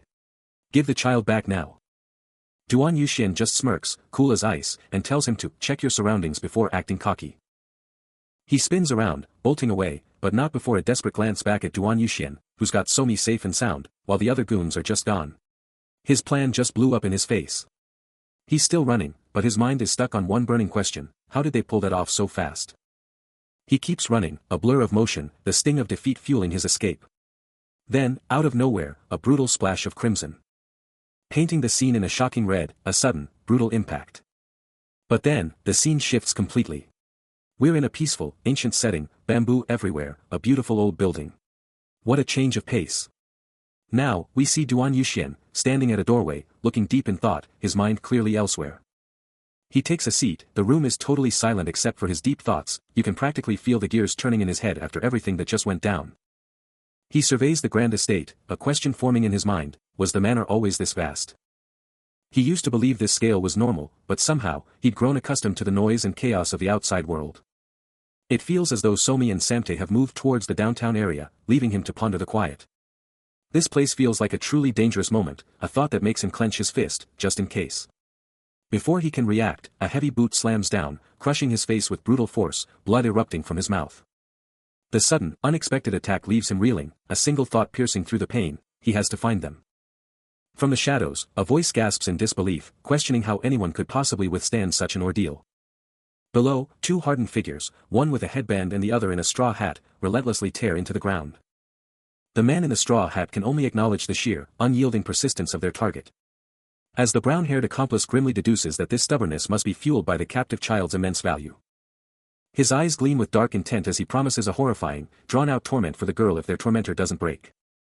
And there, the terrified Xiaomei stands, a chilling hand gripping her shoulder, her fate hanging by a thread. A tiny voice, full of longing, pierces the silence, calling out for her Appa. Flashback to 5 years ago. A young Xiaomei, tucked in bed, sees her Appa kneeling beside her, asking. He greets her, then casually drops that he was just counting his stolen goods from yesterday, and she fires back. A massive pile of stolen goods, food, cloth, everything, is laid out before them. And Xiaomei, seeing the sheer volume, can't help but ask. Her Appa just brushes off her worries with a reassuring smile. Taking her hands and making a solemn vow, this secret hideout is their parents' legacy, and he will protect her, keep her safe and healthy until she's old. Xiaomei, completely reassured, simply agrees. Later, she's absolutely thrilled, trying on a beautiful new piece of cloth, while her Appa watches her with a tender, loving gaze. She listens intently as her brother recounts the street's chaos, proudly declaring he snatched this elephant toy, his most prized possession. But he swiftly pulls it away, warning her of the brutal thugs and that she can't flaunt it for at least a month or two. A hopeful smile graces her face as he seeks her understanding, yet she playfully pouts, desperate to show it off immediately. He lets out a soft laugh, resolving to keep it hidden safely. But then, the narrative takes a dark turn. That very night, his younger sister vanished, never to return home. A desperate hand stretches out into the void. He remembers her desperate search, a child's relentless quest for her brother, for her sister, after scouring the entire town. Her small, bare feet carrying her through every alley and street. He had been lying in a narrow alley, a place rarely visited by others. And even then, she had found the cloth he'd hidden outside, a small comfort in their shared misery. It was a time that made him hate children, their innocence a stark contrast to the harsh realities they faced. He held her close, the weight of their world pressing down. After that day, he understood why children were so frustrating, why they never listened, especially when their stubbornness led to danger, all because of the item he had given her. Two menacing figures loom over Xiaomei, one warning her that their boss was growing impatient, the other threatening further action if she continued to resist. Xiaomei cries out, struggling against the brown-haired man who roughly grabs her, demanding she stay still. A brutal grip seizes Xiaomei's leg, dragging her away. Duan Yuxian's eyes burn with fury from the dirt, a guttural roar escaping him as he curses the bastards. Xiaomei fights back, her bound legs flailing wildly, screaming for them to let her go. The brown-haired kidnapper has her locked down, unfazed by her desperate cries for the slave ajusi. Her face twists in pure agony, a silent, gut-wrenching scream tearing through the air. But before he can even move, the kidnapper brutally throws Duan Yuxian, sending him flying across the dirt. He hits the ground hard, arm bleeding, cursing his own weakness and the child's fate. From the ground, he stretches out a desperate hand, a silent, agonizing plea to the disappearing girl. And Xiaomei reaches back, too, her tiny hand straining towards him as she's dragged into the unknown. The desolate wasteland offered no solace, as Duan Yuxian could only stare, a single, choked what, escaping his lips in utter shock. But the real terror was with Xiaomei, who screamed in utter panic, "What are you doing right now?" Xiaomei's desperate bite only fueled the kidnapper's rage, who roared, "This fucking rat, how dare you bite my arm?" As he violently drew his blade with a BAK. Witnessing the kidnapper's deadly intent, Duan Yuxian, battered and bruised, let out a guttural roar, "What are you doing? Run away!" But it was too late, Xiaomei's face contorted in pure anguish, a single, heartbreaking "no" escaping her lips. With a surge of adrenaline, she bolted, a tiny, desperate streak of motion. Back with Duan Yuxian, his bandaged eye throbbed, sweat beading on his brow as he struggled against his own limitations. But even in her escape, Somi's thoughts were with him, a heart-wrenching cry tearing from her throat, "You might die too." The weight of it all crushed her, Somi's face contorted in a silent, agonizing sob, tears flowing freely. Injured but defiant, Duan Yuxian's voice cuts through the chaos, a desperate plea for her to understand the stakes. If he falls, she's utterly alone. But his words only ignite the accomplice's fury, who roars, convinced this crazy brat is trying to charm him, and with a savage yell, he draws his blade. He still has her in his iron grip, yanking her closer, ready to end it. A chilling declaration of intent echoes, as the accomplice raises his blade, ready to strike her down. The blade flashes down, a brutal arc aimed straight for the terrified child. A guttural cry rips from Duan Yuxian, his body screaming in agony as he watches the horror unfold. Xiaomei collapses to the ground, her eyes wide with pure, unadulterated terror. Through her paralyzing fear, she manages to choke out his name, a desperate, heart-wrenching plea for help. The sheer horror of the moment crushes her, and tears stream down her face, her small world shattering. Just as things couldn't get any worse, a monstrous, clawed limb absolutely shatters a wooden barrier, exploding through with a thunderous crash. Crimson energy explodes outwards, a blinding, brutal impact that screams pure, unadulterated power. But from the heart of the destruction, a new player steps into the light, his scarred face twisted in a chilling smirk as he sneers.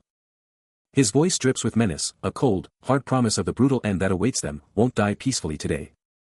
Xiaomei, lost in thought, feels the crushing weight of her past, haunted by the memory of being left all alone in that old house. But then, a sharp glint in Duan Yuxian's eye. He feels her pain, a silent alarm blaring in his mind. A terrifying memory erupts. Xiaomei's eyes scream in fear as a chilling voice snarls, "Slave market. Are you insane?" But before she can even blink, the brown-haired accomplice lunges, his hand clamping down on her shoulder. A furious snarl escapes him. Snap back to reality. Duan Yuxian's hand is on her head, his voice a soothing balm, desperate to know if she's truly all right. The memory flashes, a sharp voice demanding, "Your cheek. What happened here?"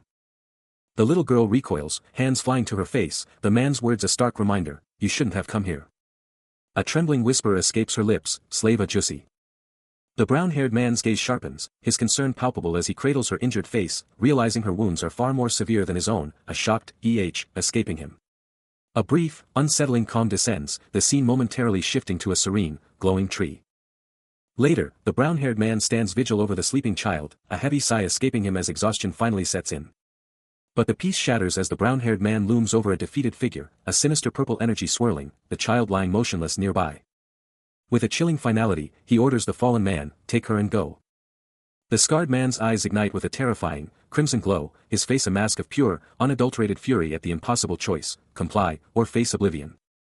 Duan Yuxian is wide awake, tormented by Xiaomei's brutal past, the images burning in his mind. He can't sleep, and the last thing he remembers is pure chaos.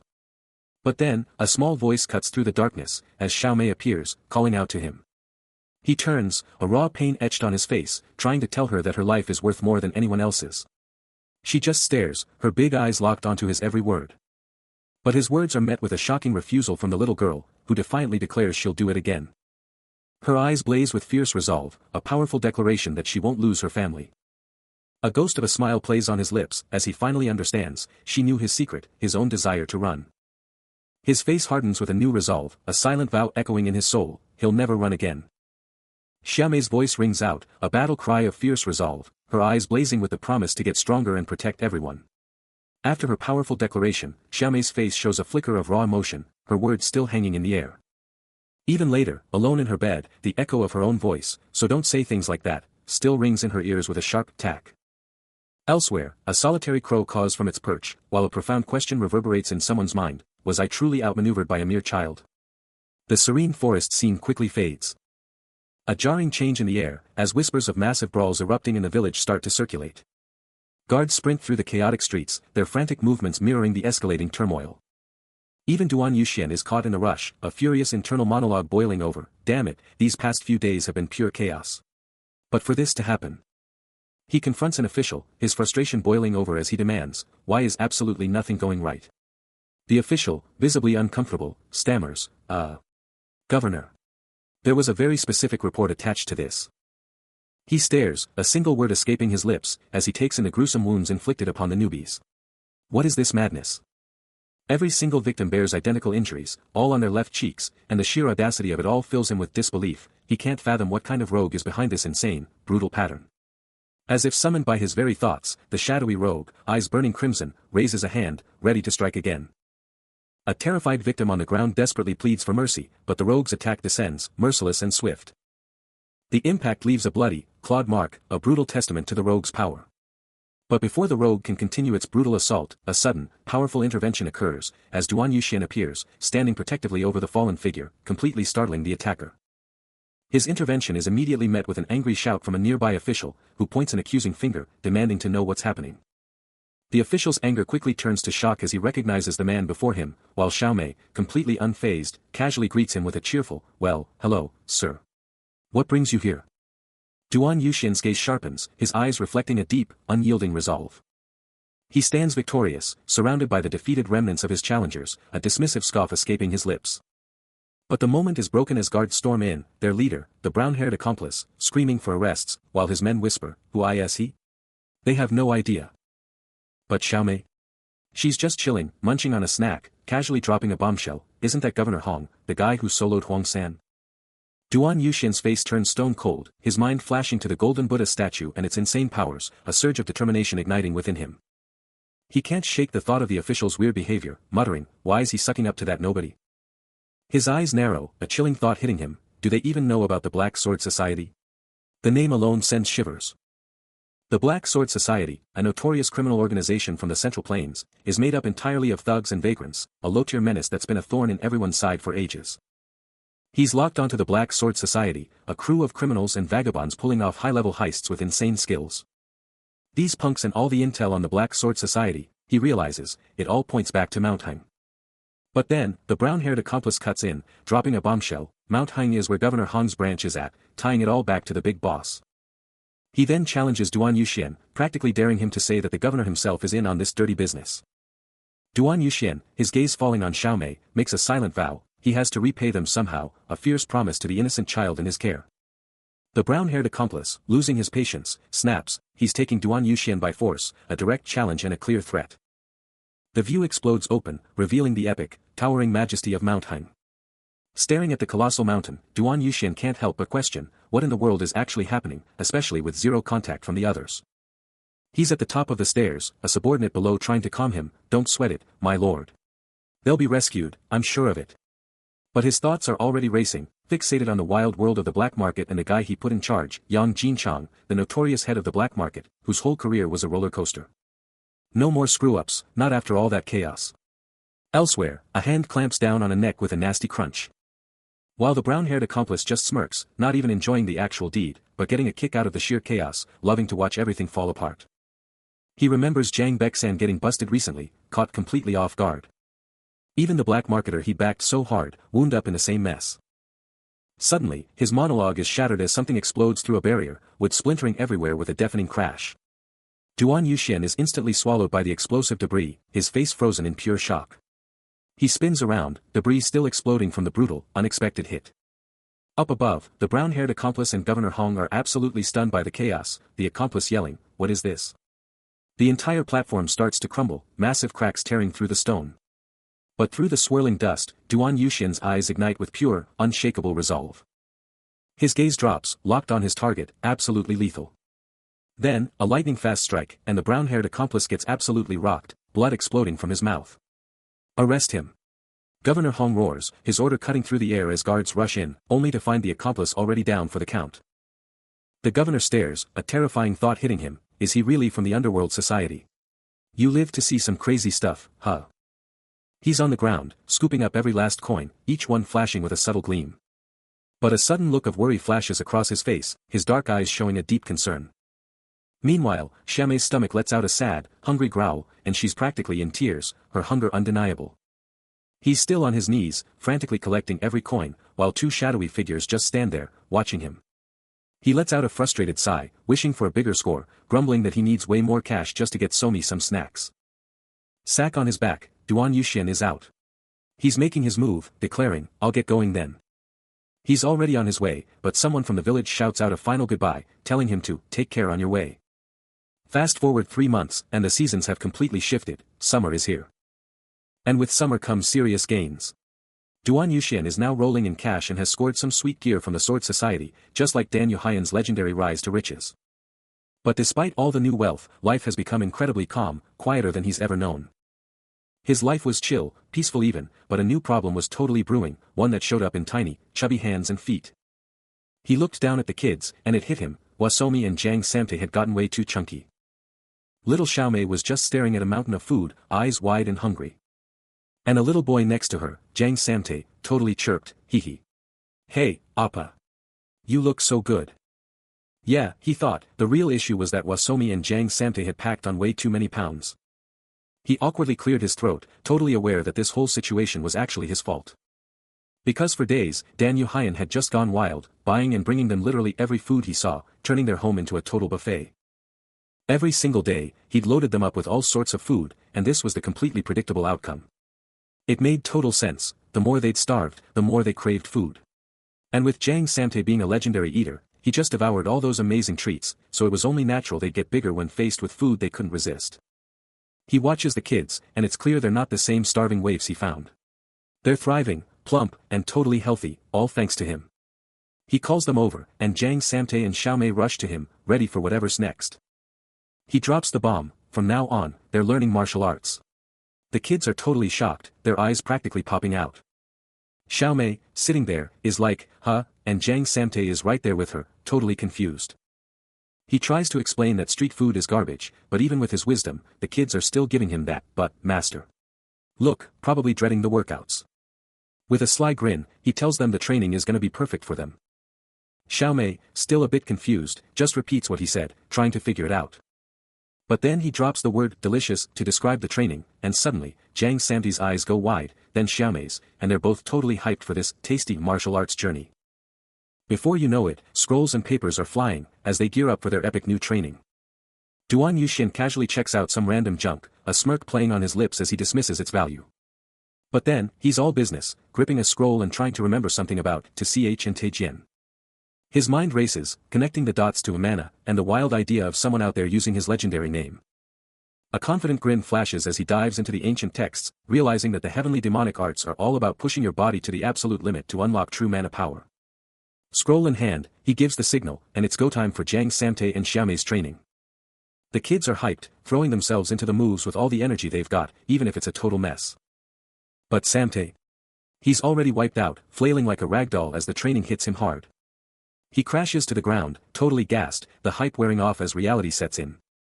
While the kids hilariously try to follow the book's instructions, Duan Yuxian just watches, probably thinking, yep, that's exactly how it's supposed to look, in the book. Duan Yuxian drops some serious knowledge, telling them that just reading a book isn't gonna cut it, real martial arts aren't just about memorizing moves. He breaks it down, originally, there was no set path for martial arts, and it definitely wasn't supposed to be boring. Instead, people just made up their own awesome fighting styles, then wrote secret books to keep their moves from getting jacked. He tells the kids to just move however feels right, because that's how they'll find their own unique fighting style. Jiang Samte, stick in hand, shouts back with pure hype, totally pumped to follow his master. But the training hits him hard, fast, leaving him totally winded. He crashes to the ground, screaming in total despair, just wanting it all to end. A loud "Ajit" rips from him as he slams into the dirt. The thud of his fall echoing, his small body totally wiped out. Even after pushing past his limits, Jiang Samte gets a morale boost from his master, who hypes him up, seeing raw potential burning bright. Watching the kids, Duan Yuxian's mind races back to his original plan. He just wanted to get Xiaomei healthy, not turn her into a martial arts prodigy. But here's the kicker, the little girl is already miles ahead of Samte, and she started from scratch. A smirk creeps onto his face as he processes this wild turn of events. Then he tells Xiaomei to feast like a queen, proclaiming they've earned every bite after that intense session. And she absolutely goes for it, gobbling down her food with pure joy. Her hunger is legendary, she just keeps on eating. With a mountain of empty plates around her, Xiaomei lets out a massive sigh of contentment. She absolutely annihilated that meal. Duan Yuxian just stares, one word slipping out, a stunned damn. At her incredible eating power. Despite the grueling training, the kids bounced back, but Xiaomei's hunger was next level, ready to devour everything she'd burned off. But a sharp "no" from Duan Yuxian quickly shut that down. Boom. Reality just got absolutely shattered, leaving behind a chaotic mess of broken pieces. But out of the wreckage, Duan Yuxian, the absolute legend, just walks up to this massive, ancient building, totally unfazed by whatever just went down. Every step he takes, the sick patterns on his robe just flow, pulling him deeper into whatever's next. But hold up. Inside some fancy room, Samakan, the freaking lord of the Black Sword Society, is totally bugging out, asking, what on earth is it now? His green eyes are practically popping out, like he can't even process what's happening. Elsewhere, some old dude with a massive white beard is grilling a younger official, like, do you even know how much money they use to present US each year? The younger guy, totally on the spot, tries to say, oh of course, I do. But, before getting completely shut down. Then, out of nowhere, a hand just smashes out, with a massive kwang. An armored guard reports to Duan Yuxian, confirming they've made contact with everyone in the Hunan branch, even the team sent to capture Jiang Bexan. Meanwhile, Hunan province, once a strategic powerhouse and prime location for military movement, is now a scene of absolute carnage. Samakan, the lord of the Black Sword Society, can only stare, his mind racing. The destruction was so immense, and thanks to Jiang Bexan's rampage, it became ridiculously easy to crush any other rising powers. A dark figure, absolutely engulfed in crimson energy, unleashes a devastating, wide-area attack. The sheer force of the impact ripples outward, shattering everything in its path. Samakan's eyes blaze with a fierce green light as he orders his subordinate to take action, declaring that there's someone he absolutely needs for his plans, and he's totally confident he knows who it is. This was all a direct defiance against Governor Hong and Jiang Samte, who had tried to cut a deal, but got absolutely no cooperation. Governor Hong scoops up Xiaomei, desperately fleeing the chaos. Samakan, with an icy stare, drops the order, capture them, start the ritual. Something huge is about to drop. His subordinates snap to attention, ready to execute. Elsewhere, a tranquil temple stands, seemingly untouched, yet the air around it hums with an unsettling quiet, a stark contrast to the recent devastation. In the heart of the destruction, Duan Yuxian rests, utterly spent, his body screaming from the sheer power he unleashed, the aftermath of his fury etched onto his very being. A fresh gash streaks across his face, a brutal souvenir from the chaos he commanded. But this is just the beginning. The universe itself seems to warn, a colossal storm is brewing, ready to engulf everything. Cowering behind shattered ruins, Jiang Samte is shaking, utterly convinced this is the day he bites the dust. He crumples to the dirt, utterly bewildered and lost, the sheer, mind-bending chaos of it all just too much for him to process. His legs, caked in grime and screaming from exhaustion, have finally given out. Still sprawled out, he's hit with the ultimate wake-up call, breakfast time. Get up and eat. A frustrated grunt escapes him, his fist clenching in pure defiance. He tries to bargain for more sleep, can't I just rest a bit, but the governor's authority is absolute, and he reluctantly agrees, I'm on my way, sir. A sleepy "taha" escapes him, still clinging to the last vestiges of slumber. He finally pushes himself up, taking in the messy surroundings. Duan Yuxian, ever the silent observer, watches the whole thing unfold, a knowing smirk playing on his lips as he realizes the kid was faking it. The governor's voice booms again, no nonsense, go wash up. Breakfast is waiting. Jiang Samte glances at Duan Yuxian, a hint of sarcasm in his "sure you do." Duan Yuxian's face remains a mystery, his thoughts miles away. He stares down at the kid still chilling on the ground, demanding to know what's up. Clutching a basket of grub, he just casually mentions it's super windy out. The kid stammers out yeses, but the man cuts him off, pointing out he hasn't even had breakfast yet. Then, with zero chill, he orders the kid to go check it out, like, right now. Totally fuming about missing breakfast, Jiang Samte bolts, yelling, "Fyck sake. Let me eat." Meanwhile, way up north, in the bustling city of Yeyang, north of Hunan, things are about to get wild. Inside some shady joint, a fierce white-haired woman is absolutely demolishing skewers, looking totally hardcore. With two shadowy figures at her side, Bang Chugok, the notorious representative of the Black Sword Society's Whirlwind Squad, lays down the law. A quiet meal, but the calm won't last. Legs are seen under a table, plates piled high. But elsewhere, Bang Chugok, the Black Sword Society's rep, gets a bombshell update: Governor Hong is getting transferred to the Imperial Palace, tomorrow. A flicker of concern crosses her face as she chews on the intel, thinking, already? This transfer is happening fast. Governor Hong, the man at the center of this whole mess, holds vital secrets, extracted through brutal means. The Black Sword Society, with Samakan at the helm, is deeply invested, but they can't just waltz in without blowing their cover. She takes a slow drag from her pipe, deep in thought, realizing the palace's own people might be no match for the governor's influence. Her orders are crystal clear, but the choice is brutal: it's either this or that, but can she even pull off a rescue? The mission: rescue him, or wipe him out to erase all traces. At the same time, Samakan climbs a massive staircase, and his order cuts through the air: kill him. Governor Hong's eye snaps open, a furious aye tearing from his throat. He coldly calculates the expendability of his captives, his mind already moving to Governor Hong and Samte, just 2 more pieces on his board. Staring out, he can't shake the thought of the mysterious hermit who predicted this entire chaotic mess. Elsewhere, Jang Samte, chatting with an elder, can't help but speculate about this hermit's true identity, wondering if they'll ever get answers. Then, a shocking revelation. Jang Samte's eyes lock onto a wanted poster, the same old story, and a chilling thought forms: there's a high probability that he. His eyes drop, a phantom image of Governor Hong flashing through his thoughts. Swallowed by the surging crowd, he's lost in a whirlwind of thoughts. He continues to scan the faces around him, a plan surely forming in his mind. A blur of motion. A figure in light robes bursts through a doorway, foot flying. Bang Chugok slams to a halt, cornering their prey and shouting, "Gotcha." That's a dead end. But then, a sudden, sharp impact against the wall. The target just disappears. Bang Chugok reels back, utterly baffled. But someone else saw it all.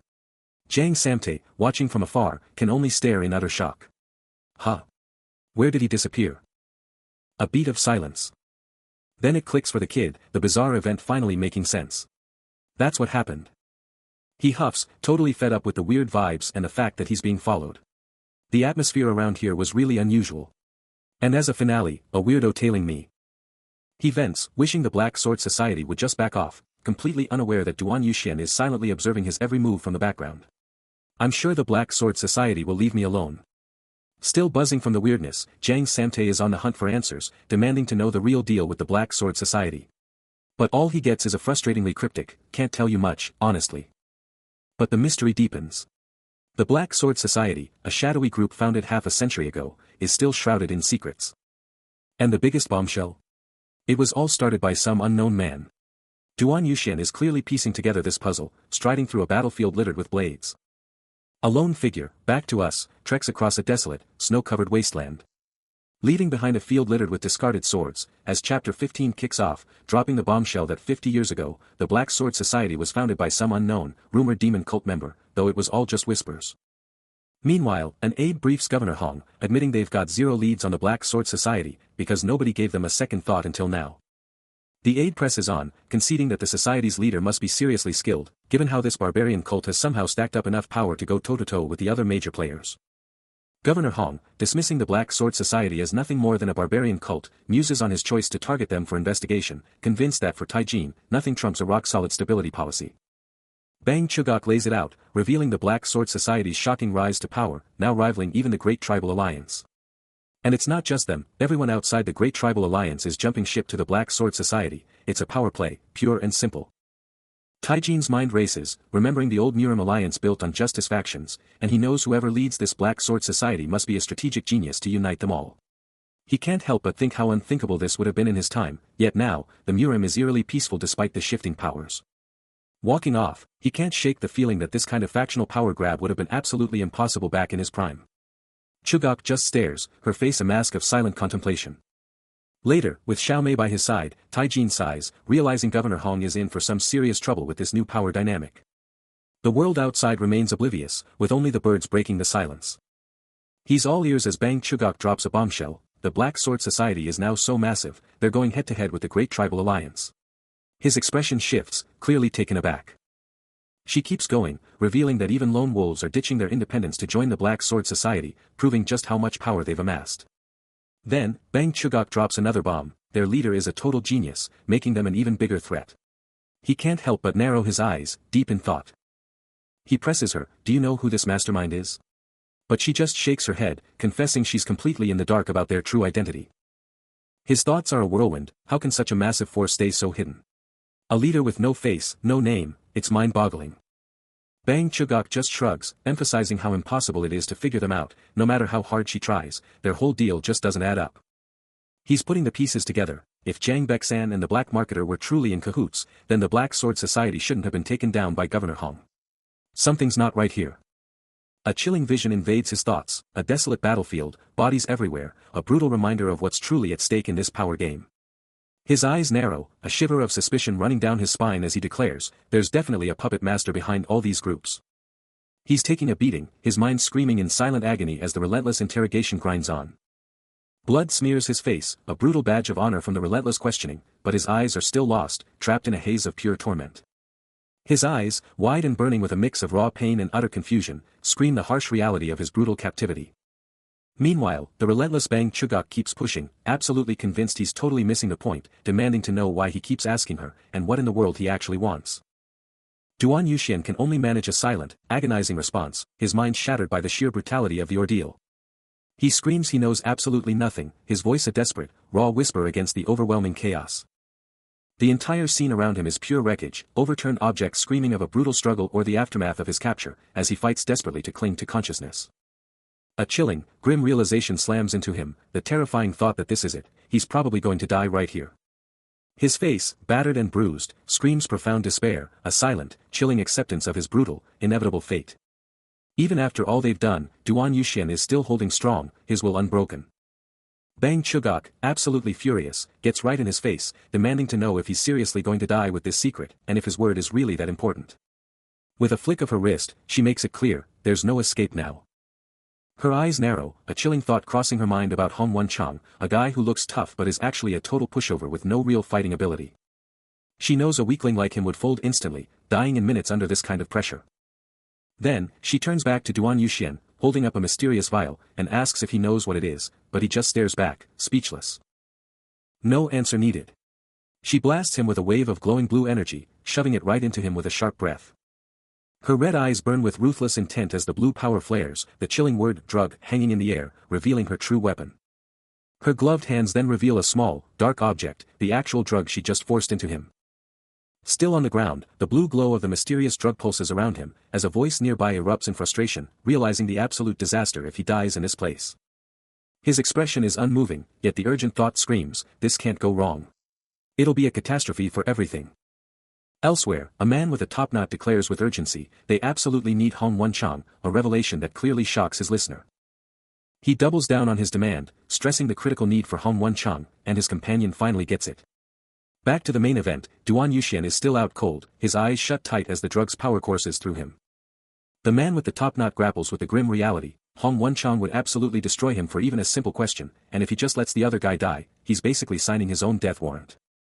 He knows he has to try and save him, but how in the world is he going to pull this off? With a sudden burst of resolve, he lets out a frustrated curse, his eyes blazing with fierce determination. Suddenly, a wild surge of purple and orange energy erupts, swirling and crackling with raw power, unleashing an intense magical discharge. Boom! A massive, fiery energy blast just rips through the air, announcing an epic entrance. And just like that, someone's dropping in from the ceiling, a total blur of speed tearing through the place. Meanwhile, some white-haired dude is totally blindsided, just gaping, huh? What the? Then, bam! The attacker just unleashes a brutal, fiery strike, wiping out multiple enemies in one explosive hit. He's standing over the defeated, their groans filling the air, while that white-haired guy just watches the whole thing go down. Jang Samtae knows it, deep down, a surprise attack is the only way he's getting out of this. Mission accomplished, he's out of there, a blur of speed kicking up dust as he bolts. Jang Samtae's got Duan Yuxian slung over his shoulder, booking it through the halls, with Bang Chugok probably ringing in his head. And then, it clicks for the white-haired guy, he's like, him. That's Jang Samtae. Mind blown. The chase is on. He's still carrying his master, but the pursuers are relentless, closing in fast from every angle. An attack connects, but purple energy explodes from his arm, blocking it, and his master screams, "Fuck, master." His master's face is a mask of terror, begging, "Please escape us quickly," then adding with a shocking twist, "I can't believe I placed my trust in someone." Then, he just stops. A powerful purple aura erupts around him, silhouetted against the ominous crescent moon. No more running. He draws his blade. The sword ignites with purple power, and he strikes, sending his enemies flying. With his enemies down, he simply walks away, leaving destruction behind. The sword clicks home, and his eyes blaze with purple power. A terrifying, confident grin spreads across his face, the purple energy still crackling around him. The force of the blows sends a body crashing down, blood exploding onto the ground. A chilling voice cuts through the silence, declaring it's time to move out. The night sky hangs heavy, a pale crescent moon casting an eerie glow over a desolate, war-torn land, small figures dotting the horizon and hinting at the aftermath of a brutal conflict. Amidst a field of fallen warriors and discarded blades, a lone figure stands, clutching his head in agony, a guttural groan escaping his lips. His face contorts in a silent scream, eyes wide with torment, the sheer agony etched into every feature. As he kneels, utterly overwhelmed, another man looms over him, a chilling presence, issuing a stern warning to remain silent, lest he lose a hand. The kneeling man, now on his feet, demands to know the identity of his unexpected companion, who calmly introduces himself as Master Dan's subordinate, a name that carries weight. A slight, knowing smile plays on the subordinate's lips as he continues, implying a profound debt owed to his master, a debt that transcends mere survival. He explains that without Master Dan, he wouldn't be alive, hinting at the numerous times he's been saved from certain doom, and offers to elaborate further, promising a more comfortable understanding of the situation. He plots his next move, a dangerous game of chess. To use his target, he first needs to secure his own escape. Spotting a relentless mob in the distance, he knows they'll chase him to the death. He has to break free, or his revenge will be lost. In a flash of motion, he blasts through an unsuspecting bystander. They hit the dirt hard, sent flying by his momentum. He's sprinting, but a furious glance back reveals they're still on him. Damn it! Why are they still following me? Beneath a haunting crescent moon, the desolate peak stands sentinel over the chaos. Then, a sudden trip. He slams hard onto the unforgiving earth. Damn it, he thinks, there's no other choice but to fight. As two dark, hooded figures close in, he drops into a ready stance, fists clenching, ready for the inevitable clash. One of the attackers lunges first. But before the fight can truly begin, a new voice cuts through the air, an older man with white hair sneering, "You rat-like bastards." Ignoring the new threat, Duan Yuxian moves like lightning, his glowing fists impacting the hooded figures with a powerful force, sending them reeling as one attacker screams, "Die!" The impact lifts one off his feet, flinging him through the air. He spins, his body a blur of motion. Then settles back into his fighting stance, his expression grim. With a defiant glare, he challenges his remaining foes, "Damn it. If you are going to attack, go ahead." A sudden, explosive tear rips through the very air, followed by a lightning-fast whoosh. As the white-haired challenger watches the impending storm with an unnervingly calm gaze, Duan Yuxian unleashes a devastating, purple-charged assault, slamming into multiple foes with a thunderous crash and a brutal strike. Immediately chaining into another earth-shattering blow that whips up a powerful, howling gale and another crushing impact. His eyes ignite with an infernal yellow glow, a dark, swirling aura erupting around him, showcasing his unleashed might. As he delivers a relentless barrage of bone-snapping strikes, absolutely obliterating every single attacker with a sickening crunch. In a blinding flash, the white-haired opponent, utterly staggered, screams, "Who are you?" Duan Yuxian barely flinches, a subtle sizzle accompanying his almost imperceptible reaction. And with a final, heavy thud, the white-haired challenger crashes to the ground, utterly vanquished. A tense gulp cuts through the air. As the white-haired warrior, a lone tear tracing his cheek, is hit with a crushing revelation. Because there's a title, a legend whispered in hushed tones, a name that sends shivers down the spines of even the strongest, the unstoppable god. Across the entire history of the Central Plains, only one person has ever claimed this title, a solitary legend whose power is unmatched. Not even Anfeng, the founder of Wudong and an immortal, or the Dalai Lama, who built the Shaolin system, could ever touch this title. Even the heavenly demon, leader of the demon cult and master of 100 evil martial arts, couldn't reach this level. While powerful masters rose in every era, the white-haired warrior can only stare, his mind screaming, "Who is he?" But only the unstoppable god has never lost, an unbroken streak of pure dominance. That's why he became a legend, his electric blue eyes burning with raw, unmatched power. He just stands there, absolutely unbothered, as the white-haired fighter and her buddy freak out, first demanding to know what took him so long, then immediately getting aggressive with a "Now what?" The white-haired woman, her face a mask of pure panic and outrage, can barely get out, "What did we even do?"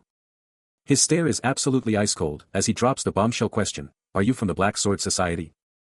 The white-haired woman, trying to act tough, confirms their Black Sword Society, then tries to intimidate him, asking if he's still gonna stop them, knowing who they are. But despite all her talk, her whole body is literally shaking, betraying the sheer terror she's trying to hide. Duan Yuxian just shuts her down with a brutal truth bomb, declaring that trash is still trash, no matter how much you collect, completely cutting off her attempt to hype up the Black Sword Society. His face turns absolutely stone cold, his eyes practically slits as he adds, "If you didn't agree." The white-haired woman lets out a sharp gasp, her face twisted in a mix of shock and pure defiance, as she screams, "Prove it." From their little hiding spot, the kids are glued to the insane showdown, the boy gasping in total awe, "Huh? He's a legendary warrior. He's a whirlwind of destruction. His blade a lightning streak, tearing through the Black Sword Society's ranks. Every strike is a masterpiece of martial arts, dismantling their formation, leaving a pile of defeated enemies in his wake." Later, under a massive moon, Jiang Samte can't help but scoff at the desolate scene, thinking the war god's legendary feat was just dog poop. Duan Yuxian just watches the kid, who's still hung up on the dog poop thing, wondering if this guy is even human. Xiao Mei, though, is all in, declaring she'll follow him no matter what, but Jiang Samte still calling him a low being. Duan Yuxian's patience snaps. He confronts Jiang Samte, demanding if he's forgotten who saved his life. Out of nowhere, a new guy in black jumps in, backing up Jiang Samte's defiance and calling Duan Yuxian a bastard for backstabbing his master. This new guy is going off, saying Duan Yuxian needs a beatdown and a lesson, but the protagonist just stares, calling him out for being incredibly rude. He shuts them up with a single, chilling command. And Jiang Samte and Xiao Mei recoil, their faces splattered with blood and pure terror. The cause of their terror is clear, a white-haired man, utterly broken and unconscious, his face a canvas of crimson. Battle over, he turns his back on the carnage, a chilling calm in his voice as he declares, "Let's go home," effortlessly hoisting the defeated man over his shoulder, leaving the kids to gape in stunned silence. The very next day, chaos erupted. Officials were losing their minds, scrambling in a full-blown panic as the morning broke over the massive gate. And in the horrifying aftermath, most of the prisoners who'd somehow survived were brutally killed. But the real shocker? The governor vanished without a trace, no one in or out, just gone. So, naturally, a massive search operation was launched to track him down. But it was all for nothing, because the Holifang region just kept getting worse, and guess who was behind it? The Black Sword Society, again. Later, chilling out over some food, Jiang Samte flat out declared the governor was probably dead, which earned him a quick, soft rebuke from Duan Yuxian. Jiang Samte is devastated, declaring the governor a great man who fought against impossible odds. Duan Yuxian nods, confirming the governor's absolute integrity. But then, Jiang Samte drops a bombshell, declaring he'll soon join the governor in the afterlife. Duan Yuxian snaps back, reminding him they can't just throw their lives away to the Black Sword Society. Tears streaming down his face, Jiang Samte confesses the thought alone brings him to tears, as Duan Yuxian offers a gentle, right. Across the region, a desperate plea rings out, begging for the Lord Governor to be all right.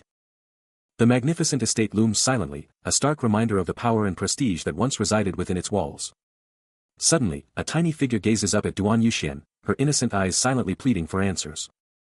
Jiang Samte freaks out, shouting that a stranger is staring at them, while the child excitedly points. It's undeniable, this kid is the governor's daughter. Duan Yuxian studies the child, realizing she bears a striking resemblance to the governor, a fact the child herself seems to acknowledge. Little Xiao Mei, her gaze fixed upwards, her destiny now irrevocably linked to theirs. He watches as a dark-skinned man in a vibrant red robe, Hong Wenchang, bursts into laughter, cradling a small child. Hong Wenchang is absolutely smitten with Xiao Mei, declaring her adorable and proposing that his son, who's the same age, should totally play with her. Jiang Samte watches, while Xiao Mei, still in Duan Yuxian's arms, seems totally on board, as Hong Wenchang thanks them, convinced these two kids are destined to be besties. Duan Yuxian, meanwhile, stares at Xiao Mei with a surprisingly tender look, muttering to himself that she's so cute, she might just be perfect as his future daughter-in-law. Hong Wenchang just keeps on laughing, his booming cheer totally lighting up the place. The scene suddenly cuts to a serene landscape of mountains and green, a fleeting calm before the storm of what's coming next. Inside a lavish chamber, a sharp-eyed official with striking green-yellow hair confronts Duan Yuxian, demanding to know if there's been any contact about the missing governor. Duan Yuxian confirms contact, but the official, his face clouding over, isn't buying that the mission's a bust, even with the governor gone. He reports that the area's been scoured, but they've found absolutely nothing. The green-haired official, his eyes burning, then drops the bombshell, "Do you think the governor's dead?" Still reeling, he can't shake the feeling something's off. They should have been out, mission accomplished, but something's holding them back. He's furious, demanding answers. Was it some hidden martial master, or something even worse that took them down? But Duan Yuxian's memory is clear, the last message had zero intel on any such threat. The official isn't backing down, pushing his theory, if this master is real, then the whole mission, killing prisoners, kidnapping the governor, it's all a bust. A stunned, seriously, escapes him as the grim reality sinks in. His frustration boils over. Why is everything going wrong? He feels a dark cloud hanging over them.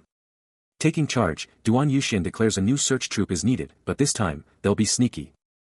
He barks orders, get the most experienced people for a full sweep. A sharp, yes, sir, confirms the command. Then, a direct order to Jiang Samte, go watch the tied-up guys. He's still dropping orders, sending someone back to Yeyang with the governor. The officials like, that place, totally shocked, while a text box drops the bombshell, it's the Black Sword Society's HQ, a demonic cult. But Duan Yuxian? He's just like, I'm going myself. Pure determination etched on his face. Hong Wenchang is just quiet, probably freaking out about how serious this is. The official just brushes it off, telling them to see for yourselves, then totally trashes anyone who couldn't beat these guys. As he walks off, Duan Yuxian throws some shade, telling them to train harder, and asks if they're even ashamed of how weak they are. The official mutters a curse, totally fed up with Duan Yuxian calling the shots, while Hong Wenchang just stares after him. Just an empty, endless sky. With a soft thud, his foot hits the ground. Duan Yuxian strides forward, a lone figure in a world he once knew. His eyes scanning the horizon. A flicker of memory crosses his mind, recalling how, in his youth. His hand instinctively clenches. A burning question ignites within him.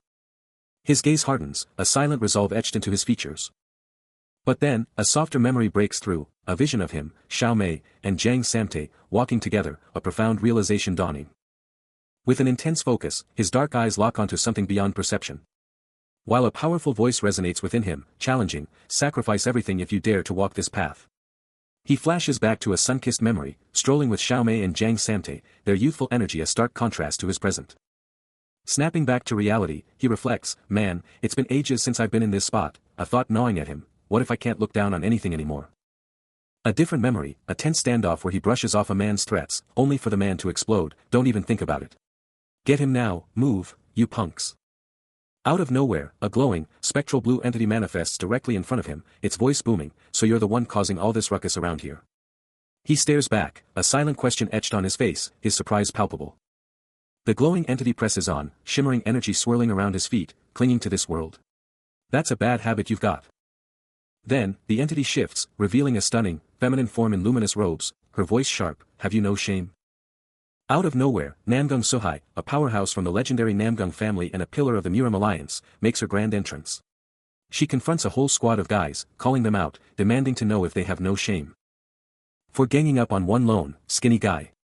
The guys are totally caught off guard, one of them barely able to stammer out. Another dude pipes up, wondering. Suddenly, a soft, pink aura bursts from her, making the leaves around her dance. A quiet breath escapes her. Standing amidst a flurry of pink petals, her blades still gleaming. The delicate blossoms continue their graceful descent. Next to her, a man in a brown robe exhales a heavy sigh. She casts a quick glance over her shoulder, her ponytail swishing with a soft rustle. Her elegant attire billows gently as she strides onward. The man lets out a dismissive pft, then boldly claims, you were lucky. If it wasn't for me, you would have been in serious trouble. He lets out a soft, almost sheepish sound of acknowledgement. He quickly clarifies that he was actually checking out her chest. Completely unfazed, he then hypes her up, calling her swordsmanship absolutely epic. He's totally convinced his dad must be blown away by his own incredible swordsmanship, but then a voice from nowhere drops the truth, Namgung Suhai is the real deal. But he just brushes it off, dropping to his knees and furiously digging into the dirt, declaring he couldn't care less about any of that. He pulls out a small pouch, and when she demands to know what he's doing, he fires back, like, dude, can't you see I'm raking in the cash, and then totally shrugs off her worry with a, who even cares? She eyes the pouch, instantly realizing it's all stolen loot, but he's just chilling, completely unbothered. He just shrugs, like, yeah, I'm just messing with these guys, and then shoves the pouch at her, telling her, here, this is yours. Her eyes practically pop out of her head, a tiny gasp escaping her as she stares at the unexpected cash, the heavy pouch now in her grasp. Bang Chugok's eyes lock onto the pouch, a silent question hanging in the air, and Duan Yuxian just lets out a casual laugh, confirming her suspicions, this cash is hot. Her eyes practically pop out, a shocked me, bursting forth. He just shrugs, explaining there was nothing else to grab, and the whole loot was hers for the taking. Then, he throws down the gauntlet, reminding her he did all the heavy lifting, and daring her to question his cut. Bang Chugok lets out an annoyed tch, muttering about what she's even supposed to do with this dirty money. His eyes narrow, pushing her, you really don't want any of this? He offers it to fill her belly, but she fires back, I've never even been hungry. Duan Yuxian extends the money pouch, his face a mask as she avoids his gaze. A sly smirk creeps onto his face, as he wonders if her insane swordsmanship comes from never knowing a hungry day in her life. Her eyes practically pop out, a shocked gasp ripping through her as those wild words hit. She whips around, her braid flying, frantically scanning the now empty surroundings. Just the serene, green forest, with nothing but a few leaves dancing in the air. He's completely vanished, leaving no trace behind. Her confusion just spirals, a bewildered, slipping out. As she stammers, where did he even go?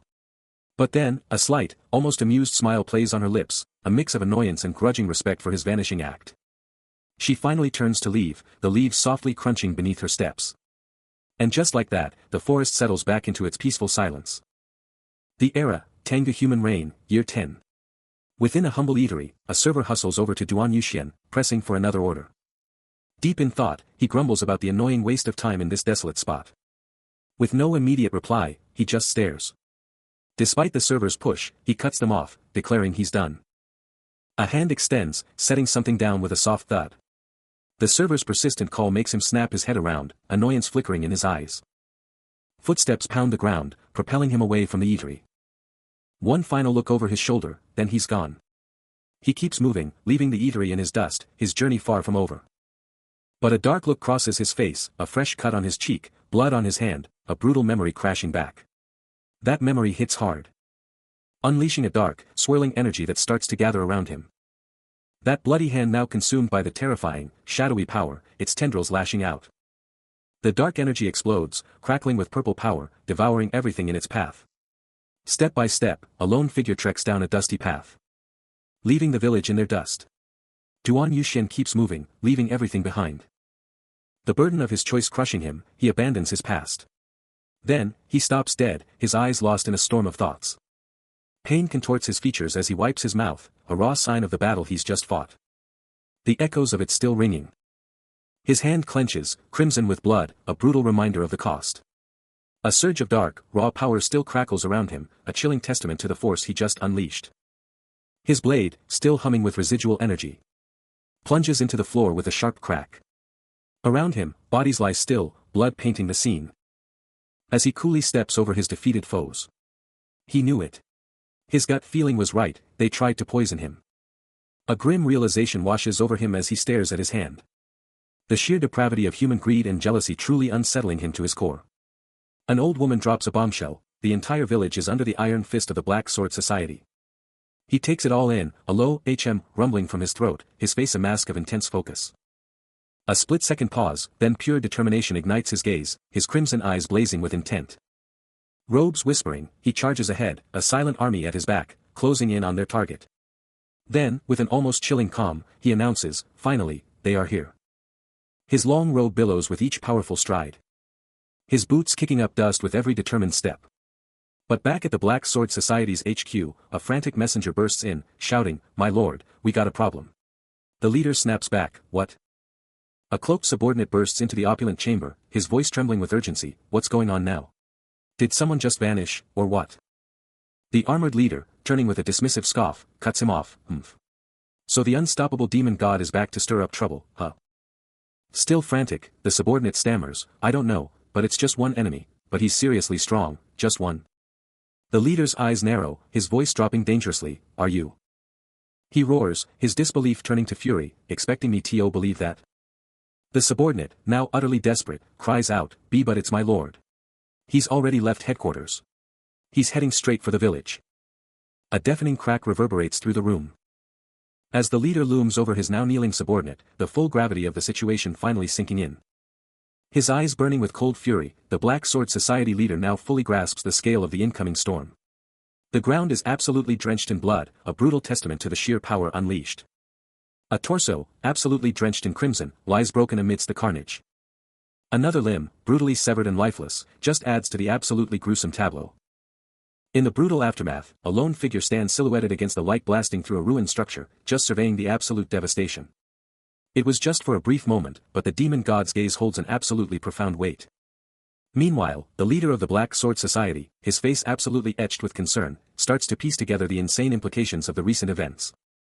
A chilling realization absolutely dawns on him: it was the man he had been messing with all along. His eyes absolutely widen in dawning horror as he finally comprehends the true identity of his adversary, the one who now threatens the entire Black Sword Society. Has he eliminated all the men on the first floor? Someone asks, as Duan Yuxian, the undisputed strongest, surveys a battlefield littered with his vanquished enemies and broken swords. His robes drenched in blood. A deep, unsettling thought crosses his mind: why do I feel like my existence is worthless? His blade, still dripping with the fresh blood of his foes, stands as a monument to his power. Clenching his sword, he knows that the ultimate truth of strength is only revealed when blades collide. Then, a sudden, explosive Pichoke shatters the silence. Duan Yuxian unleashes an insane, lightning-fast strike, absolutely demolishing his yellow-clad foe, who flies backward in a shockwave of pure power. The impact sends the opponent soaring, leaving him utterly bewildered and gasping. What was that? A massive, ancient wooden fortress looms into view, its towering watchtower hinting at serious business. Inside, a powerful voice booms, demanding the immediate capture of all trespassers. The Lord Governor, a formidable presence in his crimson and ebony attire, gestures sharply, demanding absolute capture and no escapes, as a subordinate nervously asks who they're even fighting. With a grim expression, he drops the bombshell, revealing they're facing the Black Sword Society and stressing the critical importance of their location: this is the enemy's home turf. His men snap to attention, confirming their readiness to execute his orders without question. He doubles down on his directive, making it crystal clear that not one of the Black Sword Society's escapees will slip through their grasp again. Before long, the captives are secured, their resistance broken as they're tied to posts. His forces proudly announce their victory, every single target now in their custody. The Lord Governor sneers down at a helpless captive, reveling in their shock and disbelief at the sheer power he wields. A voice challenges the imperial family's moves, while a high-ranking official sits, absorbing every word from his kneeling subordinate. The discussion shifts to Duan Yuxian, a legend whose name alone commands respect. Because what the imperial family and even the Murim alliance couldn't pull off, he absolutely dominated, solo. A young man, utterly floored by the revelation, can only manage a single, stunned word. His mind explodes with questions, screaming, who is this guy? The sheer impact of the news sends him reeling, a shockwave hitting him hard. He crashes to the ground, cherry blossoms fluttering around him, his cool completely shattered. Meanwhile, a heavy boot lands with authority, a clear sign that the power they speak of is now here. The Black Sword leader, taking in the shocking sight, lets out a sharp gasp. His eyes practically popping out of his head. As a powerful figure lies utterly crushed on the battlefield. Barely able to muster a pained groan, his face a mask of blood. The leader recognizes him, exclaiming, his voice laced with disbelief, this bastard is. It's the leader of the Black Sword Society. A young warrior nearby, absolutely stunned by the display of power, shouts, "Oh great warrior." But the leader, already turning his back on the defeated, coldly declares, "Now, we don't have a reason to see each other." Unfazed by the chaos, Duan Yuxian strides away, his blood-splattered robes a testament to his overwhelming victory. Still covered in blood, he throws a look over his shoulder. "You're heading back now," he declares, a promise echoing in his voice. "I told some people I'd be back soon." As he strides off, a bowing figure practically shouts, "All right, sir. Thank you, sir. Goodbye, sir." The bowing man keeps going, "I'll come see you once everything's sorted out." Duan Yuxian flashes a quick, knowing smile over his shoulder, a final command in his voice, "All right, and don't you forget it." The bowing figure freezes, a bewildered what tumbling from his lips. Suddenly, a massive grin splits his face as he triumphantly holds up two small objects, exclaiming, "Ah, yes. I'll make sure everyone keeps their mouths shut about this." Duan Yuxian's face hardens. "Not that," he corrects sharply. The figure glances around, surrounded by a shower of gold coins, the realization hitting him. "I meant the bounty on these guys." His excitement instantly deflates as he holds up a single coin, a disappointed, "Ah, okay," escaping him. Captured and defeated, a figure in a dark chamber can only curse their fate, screaming about how they finally got him. More comrades are bound, their defiant screams of, "Rot in hell," echoing through the dungeon. The news is out, he absolutely crushed the Black Sword Society, took down Giamoxa, and pulled off an insane job. High above, a man in golden robes is buzzing about the news, hyping up the victor as a potential Central Martial Alliance candidate.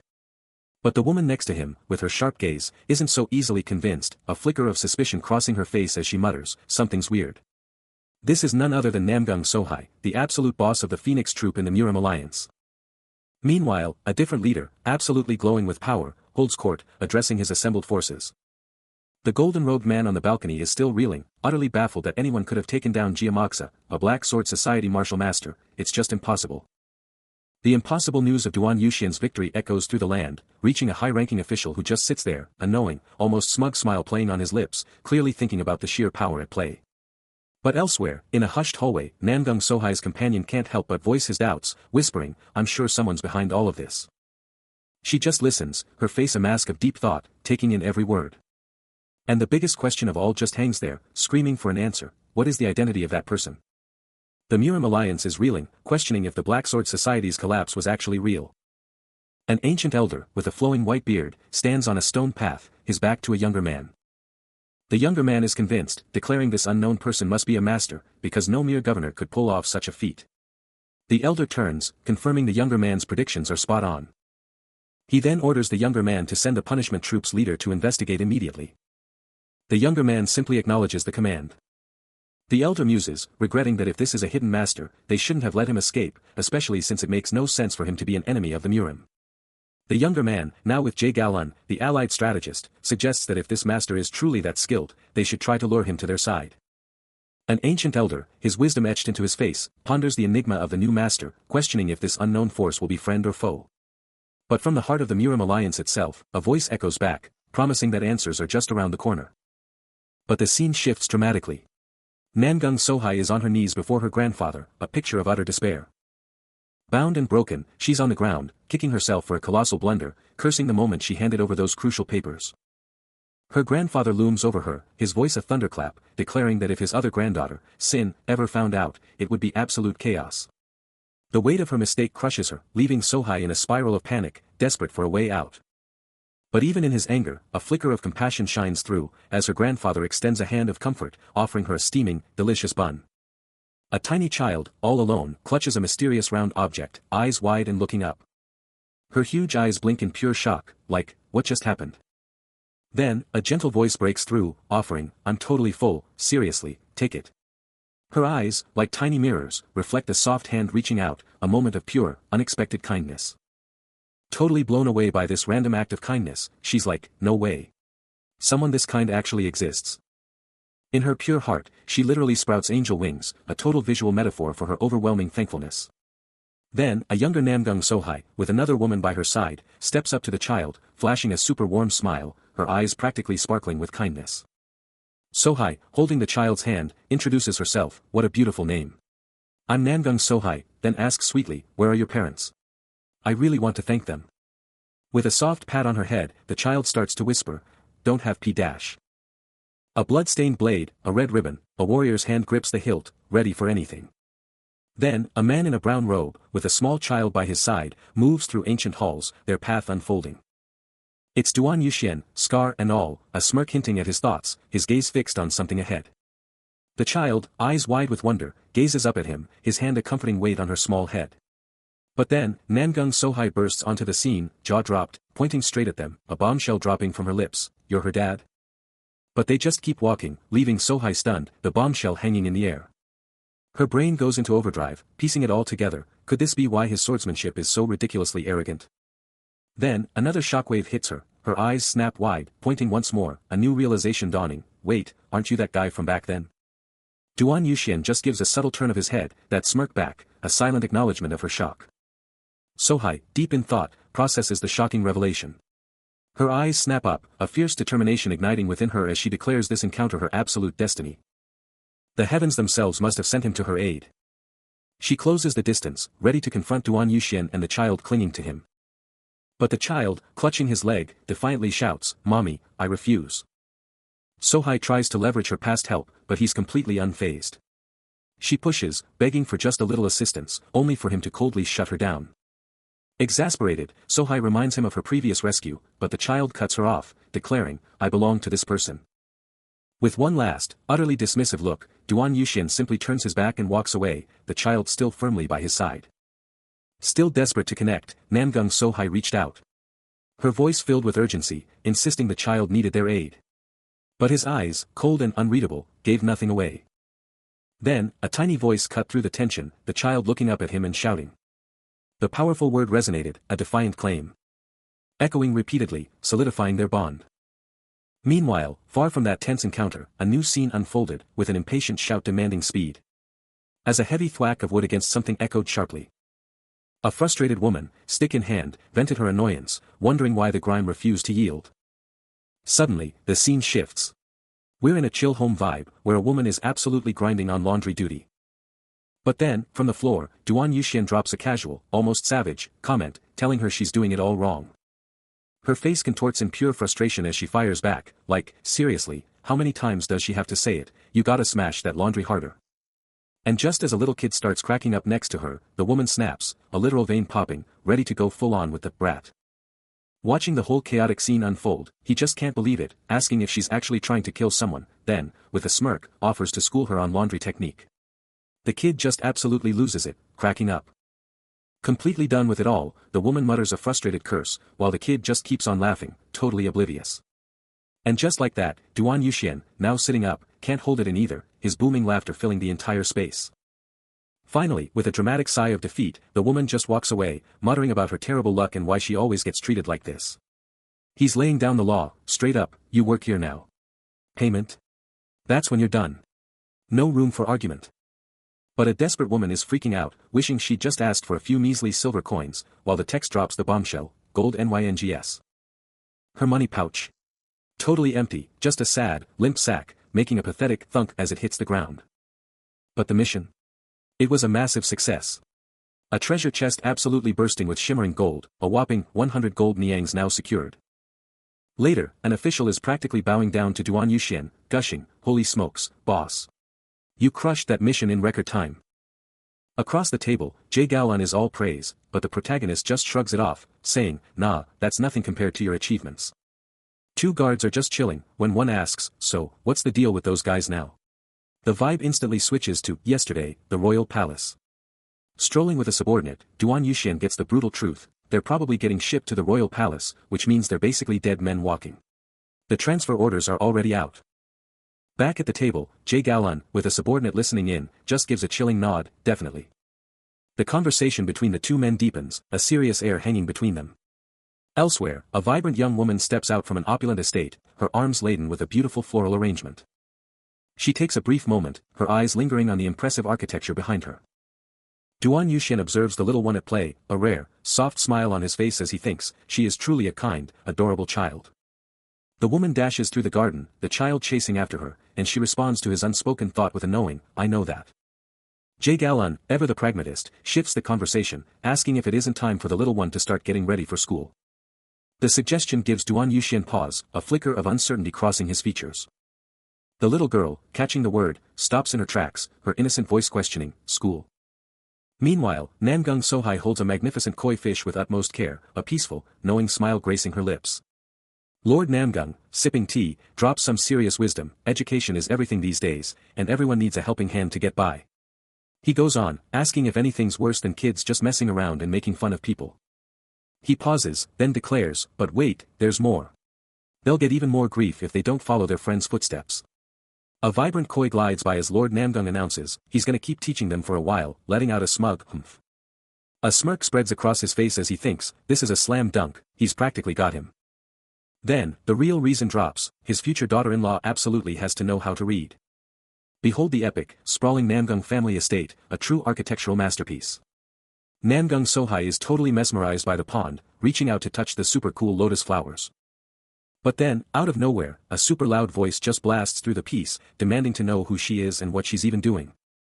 Sohai gets totally spooked, but quickly fires back that this is her house, and what's he trying to pull? She glares up, a little annoyed, and asks again. Still chilling by the pond, she waits for an answer. Her voice gets a little louder, totally frustrated, demanding to know what's going on. But before she can even say more, a super strict voice shuts her down, telling her off for being so loud. Lord Namgung is right there, looking totally serious, asking who even gave her permission to yell like that.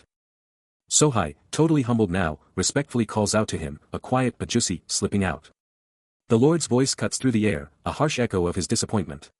Is this how I taught you to act? He demands, as a frustrated laugh escapes her. Her hands clench, knuckles white, a silent scream of frustration. He doesn't let up, hammering her with her failures, not just losing the precious item, but falling too. You've caused a problem, he roars, as a small boy beside her nervously stammers, trying to interject. Sohai, defeated, finally bows her head, muttering, I was in the wrong. But then, a tiny voice cuts through the tension. Somi, the brave little guy, steps up, declaring, Ajusi, Somi's fine. The Lord, clearly caught off guard by Somi's outburst, can only manage a bewildered, huh? Are you really alright? Somi, now beaming, confirms he's totally fine, just a little shocked. Then, he turns to Yuxian, is this the friend you told me about, he asks, and Yuxian just gives a cool, yeah, that's right. But Yuxian's not playing around. With a serious look, he orders Somi to hurry up and greet her. Somi's face just drops, a silent, bewildered why echoing in his mind, as the realization hits him. A flashback hits. Sohai, seething, can't believe her father's favoritism. While young Somi, absolutely heartbroken, screams his hatred at his father, who's hot on his heels. Flash forward a bit. A younger Duan Yuxian is patching up Somi's arm, while someone off-screen is already questioning their bond. Somi, eyes wide with hope, practically shouts his agreement, already dreaming of being best friends. Then, Duan Yuxian drops a bombshell, suggesting a whole new direction for the kid. Somi's jaw drops, pure shock and excitement written all over his face. That shock turns into pure, unadulterated joy as he practically screams his acceptance. Walking off into the distance, Somi is still hyped about school, and Duan Yuxian just calmly seals the deal. A lone warrior stands victorious on a battlefield of fallen blades, a chilling testament to the legend of the strongest man.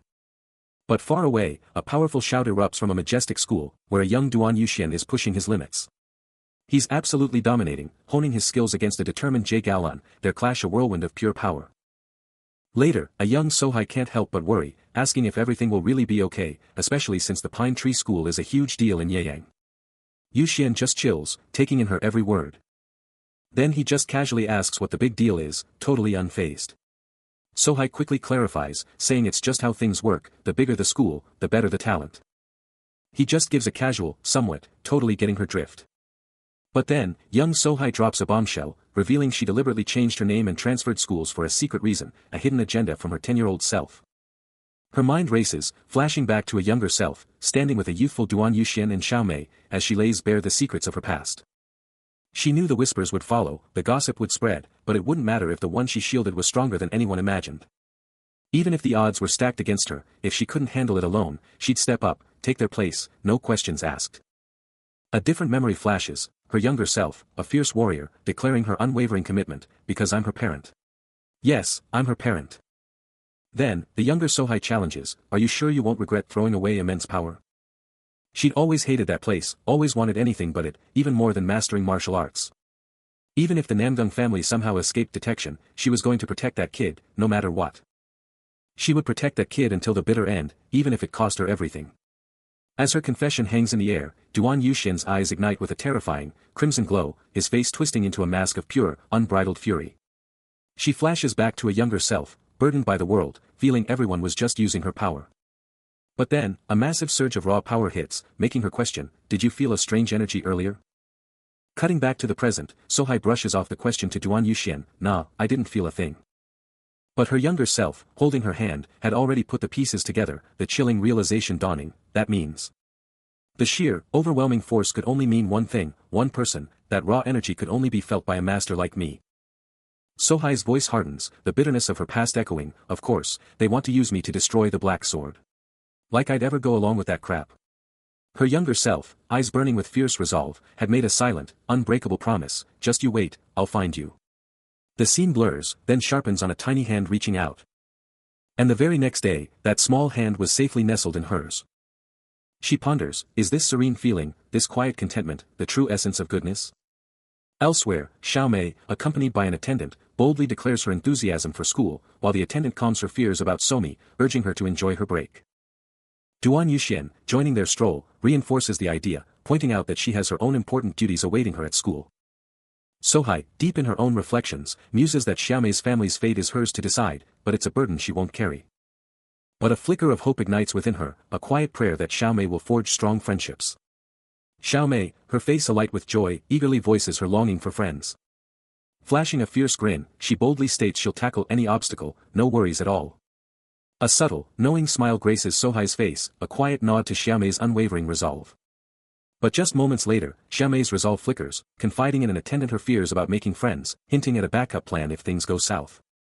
Sohai makes her entrance, the door sealing shut with a definitive click.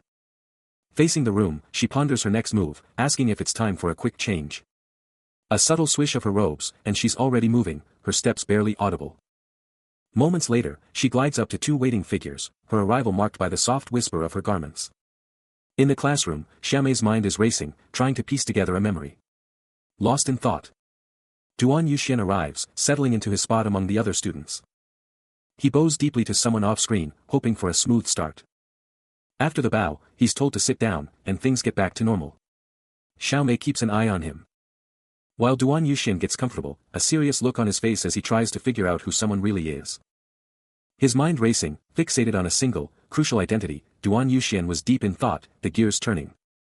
Just then, Namgung Sohai burst in, her voice sharp, shattering his focus, claiming to know a huge secret, but he wasn't buying it. A dismissive tch escaped him, clearly unimpressed. But she wasn't backing down, dropping the bombshell that she'd unmasked the Martial Alliance's governor. Even as he calmly fished by the water, he scoffed, refusing to believe she'd actually pulled it off. She laid out the facts: a legendary sword had taken down the culprits behind the Small Sword Society's destruction, and the governor was practically guaranteed to show up at the meeting tonight. His gaze sharpened, a single word escaping him: them. He knew exactly who she meant, the Mugam. Sohai, standing over him, mused that the Mugam wouldn't be so dumb as to show their hand, implying they were probably laying a trap, possibly even wielding the fabled sword of Jinja, Sun. She wrapped up, admitting her shock that the Mugam had been so quiet, and then dropped the bombshell: what if they'd been secretly collaborating with the governor this whole time? Namgung Sohai pushes the pace, her words a sharp command, driving them onward. A sudden, almost cartoonish shift in her demeanor hints at a mischievous or shocked inner thought. She presses on, voicing her worries about the governor's influence, then exhales sharply, stealing her resolve. With a fierce gaze, she confronts him, announcing, "I'll come with you." He takes a seat, absorbing her declaration, his posture suggesting deep thought. A thoughtful hum escapes him before he states his objective: "I'd like to check the 5 swords of Mugam." She immediately challenges, "Why?"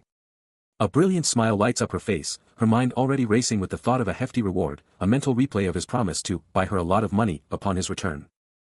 A confident smirk plays on his lips as he gives his assent, stating, "Very well. I'll take a look around."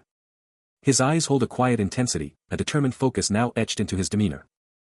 He surveys a brutal battlefield, a lone figure among countless fallen, the very embodiment of the title, the strongest man. But his mind drifts, picturing a young girl, Xiaomei, sitting by an academy, recalling her first lessons, like the 1,000-character classic. Even if she didn't fully get it, the sheer fun of learning brought her immense relief. Back home, he holds her close, a comforting heartbeat echoing in the quiet.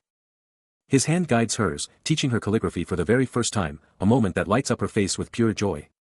The peaceful academy days continue to unfold in his mind. A huge grin spreads across her face, pure happiness from her lessons.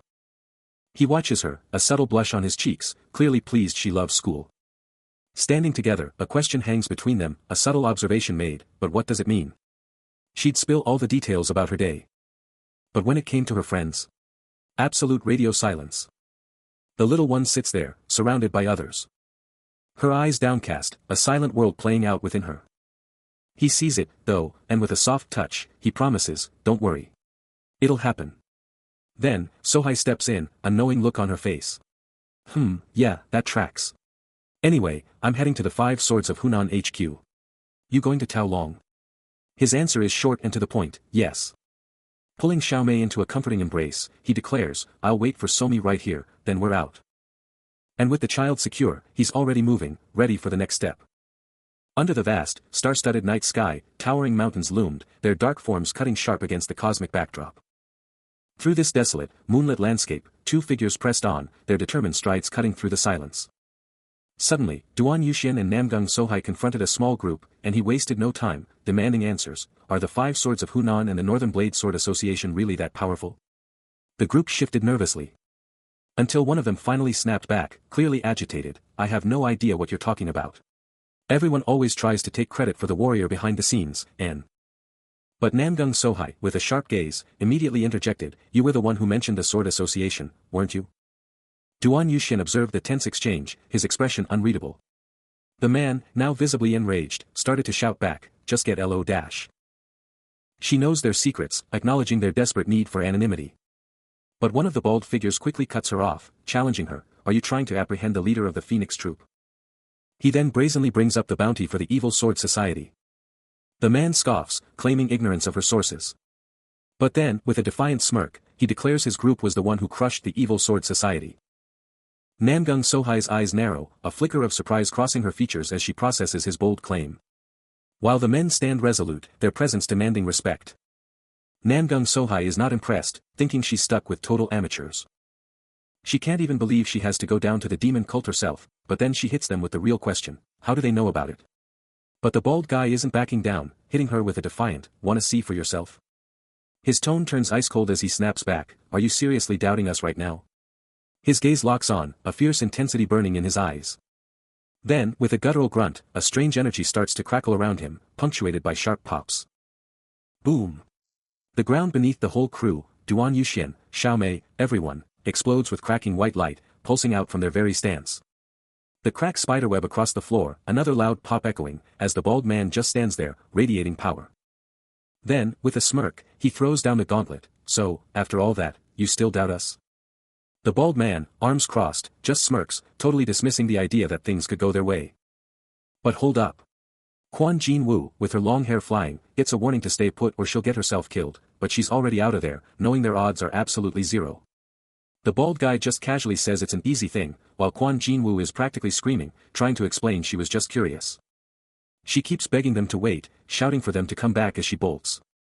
But her escape is totally cut short, as she trips and hits the ground with a soft sukuk.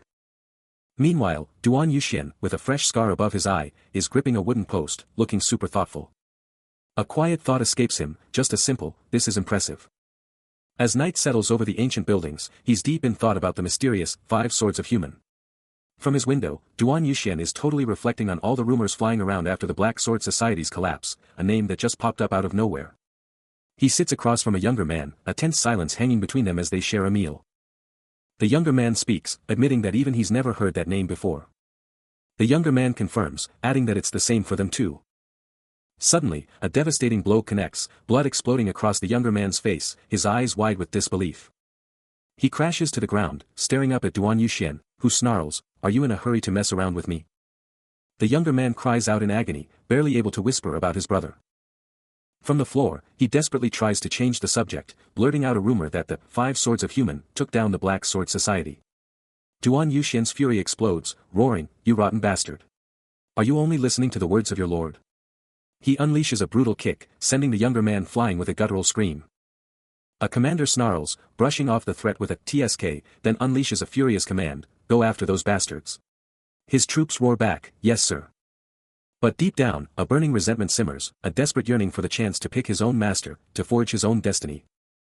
His fist tightens, a raw symbol of his simmering rage and defiance. Then, his eyes blaze with an infernal glow, a terrifying surge of power and absolute determination. And the silent roar erupts from his soul, a defiant scream, "I would never choose someone like you." Xiaomei can't help but look back, a wave of regret washing over her for leaving without a word. Back with the others, Quan Jinwu tells Duan Yuxian it's a real bummer. Duan Yuxian, ever the reliable one, promises to pass on her goodbyes to Somi. Then, with a sweet gesture, Quan Jinwu hands him a little something extra, telling him to take it. Duan Yuxian's jaw practically hits the floor. He was expecting a few silver coins, but she just dropped a mountain of gold on him. The gold practically sparkles with its sheer value.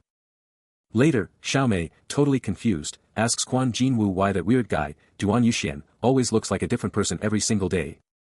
Quan Jinwu, her dark hair flowing, delivers a heartfelt thank you for their time together. Before turning to walk away.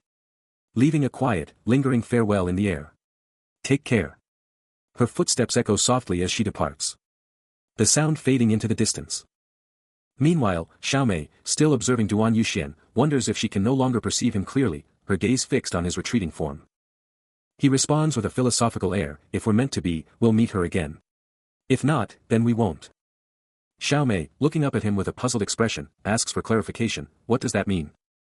Duan Yuxian turns to her, a slight smile playing on his lips, and suggests that forgetting something must be a great misfortune.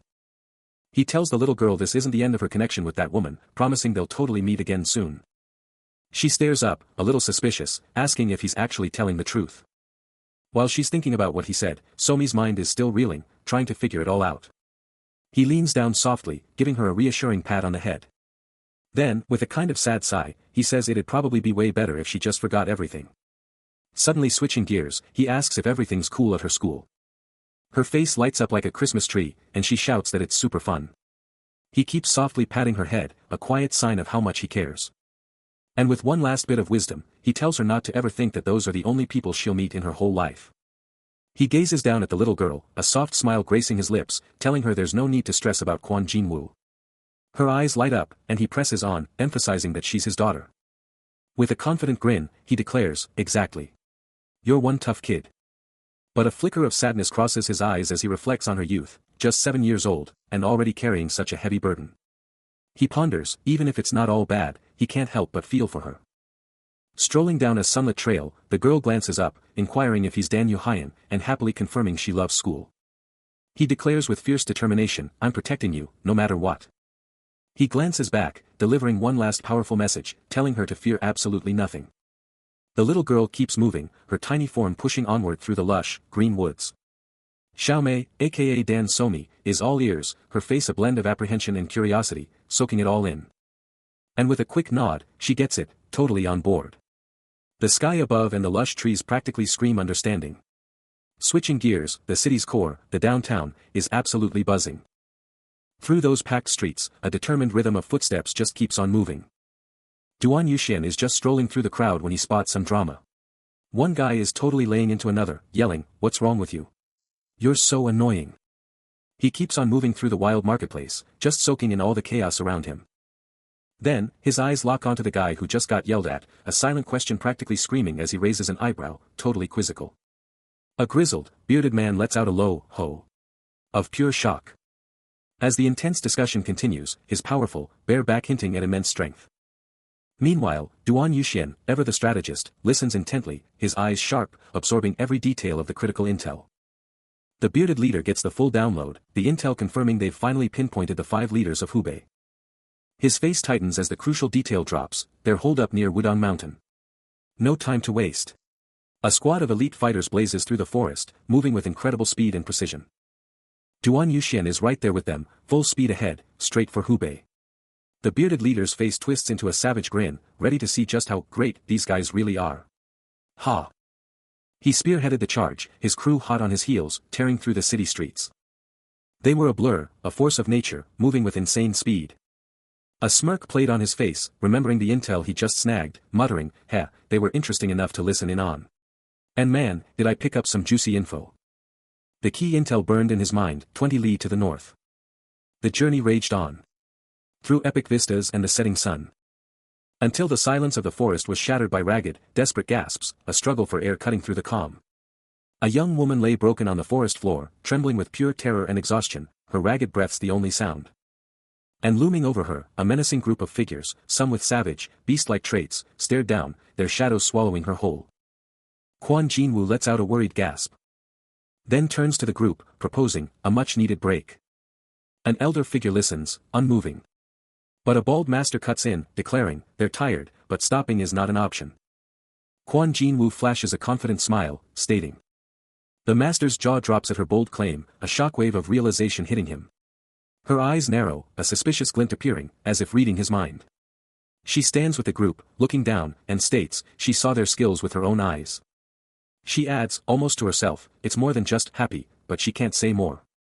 She moves like lightning, a sudden, impossible dodge as danger closes in. A storm of darts rips through the air, but she's already gone, a phantom blur. The deadly projectiles slam into the earth, revealing their true form, a barrage of darts. Behind her, the entire group erupts in panicked shouts, their faces frozen in terror. Leading the charge up ancient steps, her focus is absolute, but something is wrong. Then, a sharp turn, her eyes snapping wide with shock. Out of the shadows, a terrifying presence emerges, its glowing yellow eyes piercing the gloom.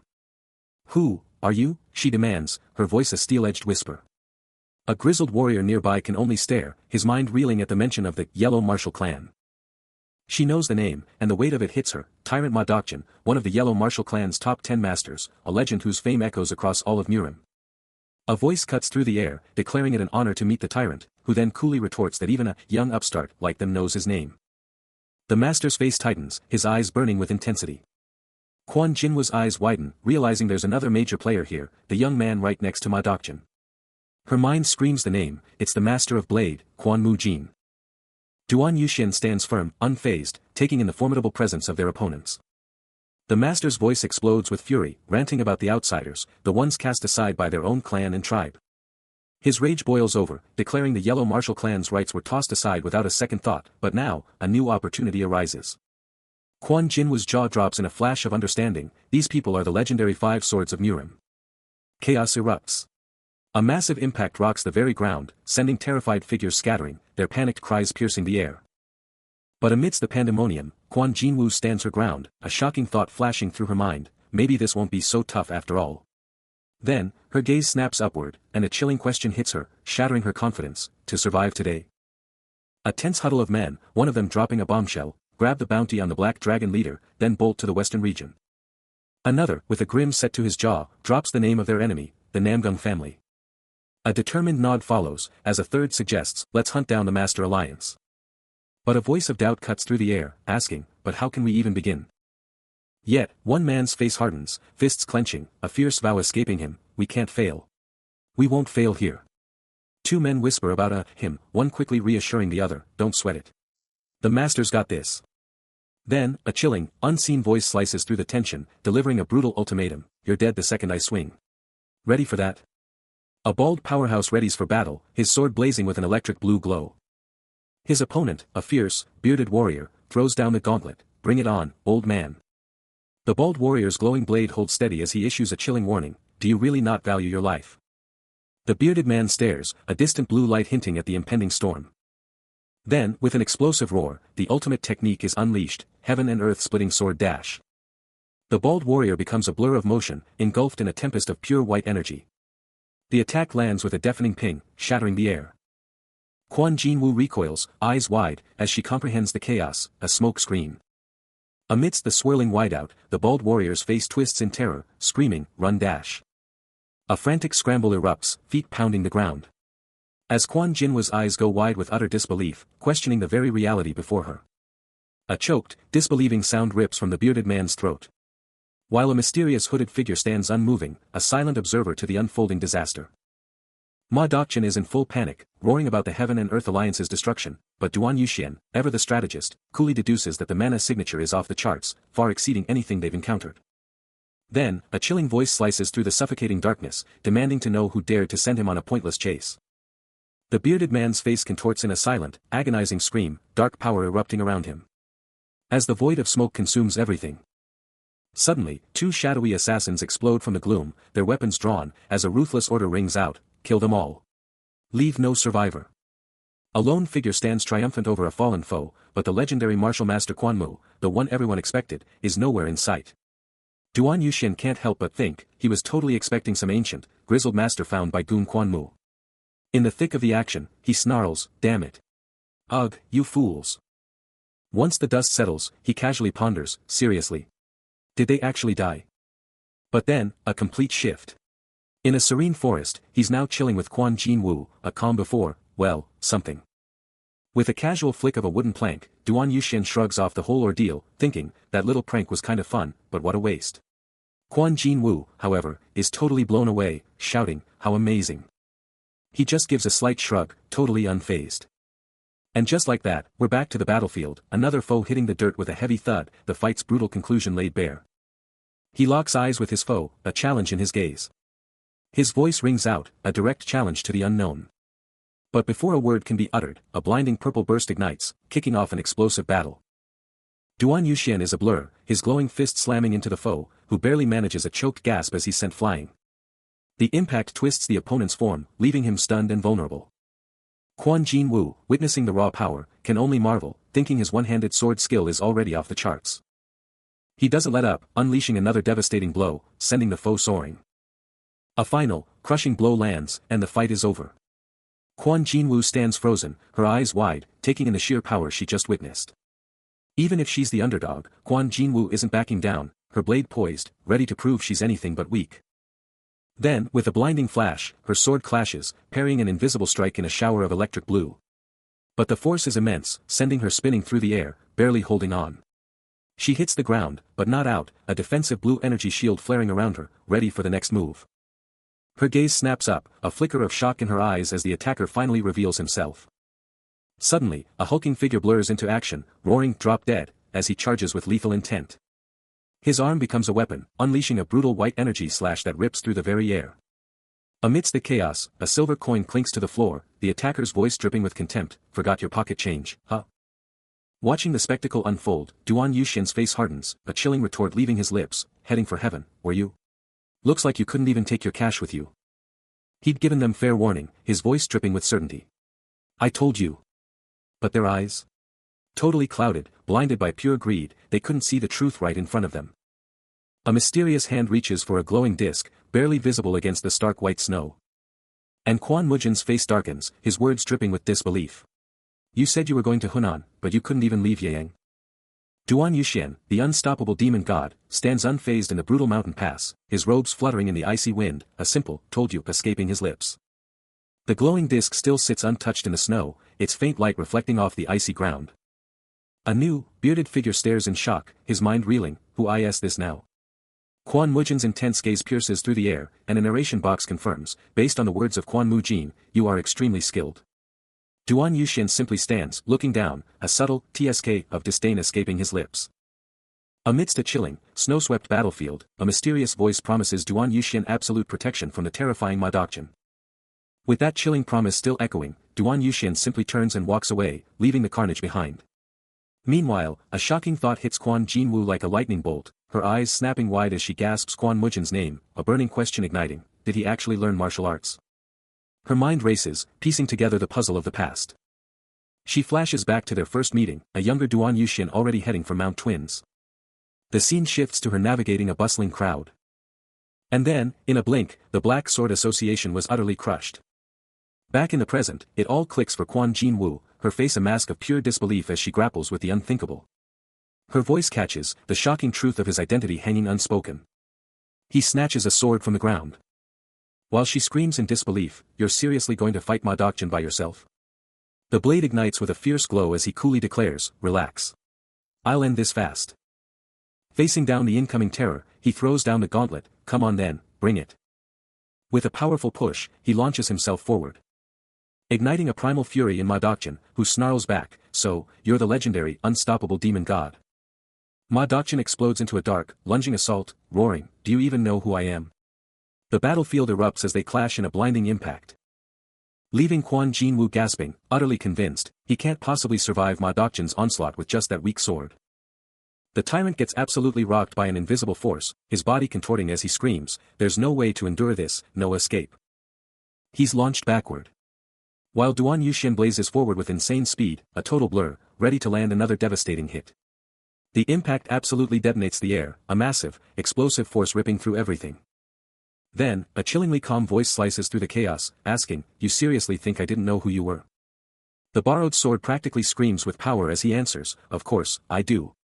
Ma Dokjin, now battered and on one knee, snarls back with pure rage, "You're just a trickster worm, aren't you?" But his defiance is instantly crushed by another overwhelming blow, sending him spiraling through the air yet again. Witnessing the absolute beatdown, Quan Jinwu grips her sword, her mind blown by the sheer power. He just blocked Ma Dokjin's attack with MY sword, like it was nothing. As the fight continues to unfold, the relentless assault is a blur of motion and pure impact. Another strike slams home, with brutal, undeniable force. Ma Dokjin reels from the blows, his mind shattering as he tries to comprehend this overwhelming power. Then, Duan Yuxian's sword flashes, a brilliant arc of pure energy carving through the very air. The blow connects. Quan Jinwu watches from the sidelines, utter disbelief etched across her face, unable to fathom such effortless dominance. As the dust settles, he stands calmly, his sword now lowered, the battle seemingly over. A quiet thought escapes him, casually musing on his opponent's futile strategy. Ma Dokjin is rocked, his body contorting as he's forced to confront the brutal truth, his foe's speed is on another level, making his raw power useless. A lightning-fast blade carves into his side, blood erupting. He snarls, a memory flashing through his mind, the moment he realized his tyrant's broadsword style had hit its absolute limit. Nonsense. He thinks, because ever since that day, he'd been pushing past every single limit. Then, with a primal scream, Ma Dokjin explodes forward, roaring, "You little chick. He unleashes a whirlwind of broadsword strikes, his relentless speed training finally unleashed to shatter this bottleneck. His arm becomes a blur of pure motion, a testament to his iron will. He brings the colossal blade crashing down, screaming, "Swing this broadsword like a twig." But in a flash, his attack is utterly nullified. Ma Dokjin is violently struck, sent flying as his desperate counter is crushed. But he somehow recovers with a furious roar, unleashing a desperate broadsword attack that Duan Yuxian just casually parries. "How dare you," he screams, throwing everything he has into this one, final assault. "Blitz! I've put all this time," he yells, disbelief etched across his face as his ultimate technique falls flat. With a primal scream, he unleashes a relentless, blindingly fast barrage. But with a lightning-fast, almost invisible movement, Duan Yuxian's blade blurs, deflecting the attack like it's nothing. The counterattack sends him absolutely flying, his body violently recoiling from the sheer force. Duan Yuxian stands there, completely unfazed, his sword held steady, and calmly states, "I have never belittled you, it's just." His sword isn't just fast, and the broadsword isn't lacking in destructive power. After being utterly dismissed, Ma Dokjin's face contorts in pure rage and desperation, sweat pouring as he pushes past his limits for one last, furious stand. A primal roar of defiance escapes him, though unheard, as he refuses to back down, even against impossible odds. But then, a chillingly calm voice echoes, delivering the ultimate insult, "I'm just letting you know that the efforts you made were waste." Ma Dokjin explodes into action, his broadsword a blur of desperate fury, but Duan Yuxian barely moves, deflecting the strike with a casual, almost bored, flick of his wrist. The attack is gone, vanished, and Duan Yuxian remains perfectly still, his sword a silent promise of overwhelming power. Suddenly, a blinding storm of glowing energy erupts from Duan Yuxian, slamming into Ma Dokjin with devastating power, sending him flying as impact after impact rips through his defenses. A guttural scream tears from his throat, his body contorting in mid-air, as the relentless, crushing assault continues to drive him back. Every single hit screams the impossible power gap between them, leaving Ma Dokjin utterly shattered and defeated. "Come back to challenge me in another 1,000 years, the victor declares, his voice dripping with absolute dominance after the epic showdown. Below him, the utterly defeated Ma Dokjin is sprawled on the ground, his body wrecked and his will shattered. A guttural cough rips through him, blood exploding from his mouth as he fights for every breath. Residual magical energy still crackles across the desolate battlefield, a stark reminder of the sheer, devastating power unleashed. Duan Yuxian stands absolutely unmoving above the fallen tyrant, his gaze a cold, unyielding stare.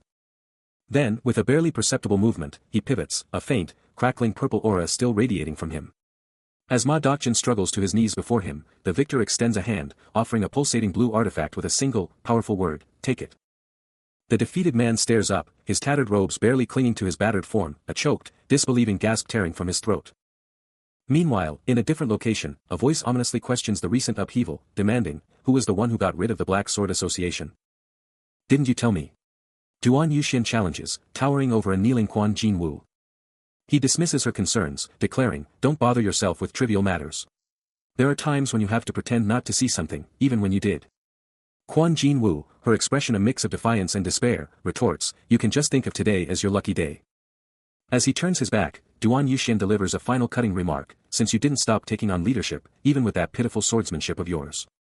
His footsteps resonate with finality as he strides away, leaving her to her fate. The moment dissolves into a quiet transition. Then into the vast expanse of the night. Showcasing a breathtaking view of mountains beneath a shimmering, star-filled sky. With each deliberate step, he disappears into the distance. The silence of the barren land is broken only by soft, determined footsteps. As a lone figure relentlessly pursues Duan Yuxian, refusing to be left behind. He turns, his gaze sharp, demanding to know why she's still trailing him. Quan Jinwu stands her ground, her face a mask of unwavering resolve and desperate plea. Her silent, fervent plea echoes, "Please, let me stay by your side." Her eyes blaze with an unyielding, almost desperate fire, refusing to back down. Her hands clench, a silent, powerful testament to her unbreakable will. The world is teeming with powerhouses, but the real question is, who could have possibly stood against the monstrous Ma Dokjin, especially as a mere child?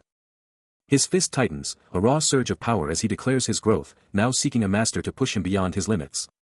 His gaze a blazing inferno of resolve. With unwavering conviction, he implores, "Please, let me stay by your side." He drops to his knees before the legendary Ma Dokjin, a silent, unyielding force, his back a wall of refusal. Ma Dokjin finally turns, his voice cutting through the air, "Didn't you hear me? I said let me stay by your side." The answer. A brutal, unyielding no. A raw, desperate emotion flashes across his face, but his will remains unshaken. His hands clasped in a desperate plea, he cries out, "Please take me in." But Ma Dokjin, unyielding as stone, simply repeats, "I told you no."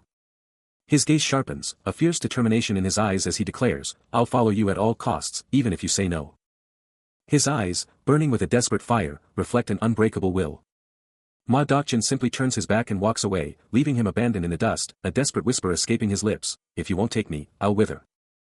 His entire body shakes with a raw mix of despair and burning resolve, a silent, agonizing scream tearing through the desolate air. Still on his knees, he watches Ma Dokjin walk away, the sting of rejection hitting him hard. A burning thought ignites inside him, this guy, this absolute monster, has insane skill, and he's still so young. But hold up, even through the crushing despair, something else starts to burn inside him. His eyes, once clouded with pain, now blaze with pure resolve, a raw, unyielding pride that screams, martial artist, to his core. This isn't just a look, it's a stare that makes you shiver, a gaze that says, "I'll do whatever it takes." His face sets like stone, a silent, unbreakable promise burning in his soul. Seriously, people with that kind of look. Way more dangerous than any monster out there. He looks up, a stark realization hitting him, he just can't control his heart, this burning need to chase his destiny. And just like that, Ma Dokjin keeps walking, his steps sealing the deal on his decision. He's lost in a hazy, ethereal landscape, one thought screaming in his head. Kneeling amidst the swirling mist, he's desperately questioning everything that just happened. A memory of the demon rips through his mind, making him wonder if it was all just a dream. The chilling crunch of ice and frost underfoot. Followed by a powerful, explosive impact. Forces a pained groan from him as he clutches his head. A voice cuts through the haze, announcing his awakening, and he snaps his head up. And he slowly sits up, his eyes scanning the faces of those gathered around him, totally disoriented. Utterly disoriented, he can only manage a bewildered question. What just happened? From the dirt, a battered warrior, face twisted in agony and rage, unleashes a furious accusation, "You treacherous bastard." Gasping and spitting blood, "I saw everything, you bastard. How dare you, ungrateful thing." With a pained grunt, he presses on, "I raised you from the brink of death, only for you to betray me and follow him?" Duan Yuxian, unfazed, stares down at his former master, a chilling question on his lips, "My master? Are you talking about me?" Towering over the fallen warrior, with two others at his side, he delivers a crushing declaration of dominance, "You haven't even mastered being bad or ungrateful. I am your master. How dare you act so pathetically?" The injured man's eyes burn with an inferno of fury, his voice a guttural snarl, "You damned bastard. How dare you defy the master you serve?" A cold, unyielding determination etches itself onto Duan Yuxian's face. Unbroken, the injured man's fury boils over, "You tried to kill your subordinate. You've already lost. You bastard, I'll end you myself." With the three warriors now utterly vanquished, Duan Yuxian raises a mysterious scroll, his voice dropping to a deadly whisper as he promises, "If that's your wish, then I'll grant you the most agonizing death imaginable." He slams his fist down, absolutely crushing the injured martial artist. The impact sends him flying, blood exploding into the air. He screams in agony, the hit absolutely devastating. But Duan Yuxian is relentless, pummeling him back with every single hit. But the injured antagonist isn't done. A purple aura flares as he snarls, "You bastard. You're still acting up until the end." Then, a sudden surge of power. He unleashes a devastating counterpunch, his fist a blur of motion. The hit lands. Duan Yuxian is sent flying, a massive dust cloud exploding behind him. No hesitation. The injured antagonist immediately preps his next attack, a fierce thought burning, "If it's now." His eyes lock on, ready to finish this. No mercy. Duan Yuxian closes the distance, blade flashing. Delivering a devastating blow that sends the injured antagonist reeling. A torrent of blood explodes from the injured antagonist's face as he cries out, "My eyes. My eyes." Duan Yuxian lands with a thunderous crash. Dominating the scene as the injured antagonist weakly protests, "What are you doing? You won't get away with this." But Duan Yuxian is relentless, roaring, "Kill that motherfucker." Unleashing another wave of raw, destructive energy. His fist slams down, shattering the earth itself. The injured antagonist unleashes a guttural, furious roar, "Argh. You motherfucker dash." Gasping for air, every breath is a battle against the agony ripping through him. His vision blurs, the world spinning out of control, but he fights through the haze, refusing to give up. A guttural cry of pain rips from his throat as his feet give out, barely keeping him from collapsing. Against all odds, a burning resolve ignites in his eyes, he has to survive. But the injuries are too much, and fresh blood explodes onto the cold ground. As he finally crashes down amidst the scattered blades, his body utterly broken. Even as his hand weakly reaches out, his spirit burns, dreaming of a day when he will rise to become the strongest. The very next day, in the bustling streets, a new voice excitedly asks, "Where should we go today?" Another cheerfully replies, "Someone is super happy to be friends with Jayak."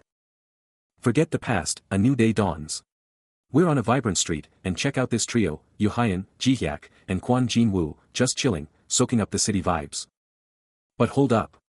Yuhyan, being the playful one, snatches Jihyuk's hand, teasing her with a, he Jin rang. Jihyuk, though, not having it. She shoots back, "Wanna tell Somin you're harassing me? I'll totally say you've been complaining. Talk about a quick comeback." But plot twist. Jihyuk's real agenda comes out as she clutches something, glowing with pure want, and declares, "I'm hungry." Classic Jihyuk. Yuhyan, ever the exasperated big brother, just sighs, then gives her a soft head pat, muttering, "Tch, this better be enough."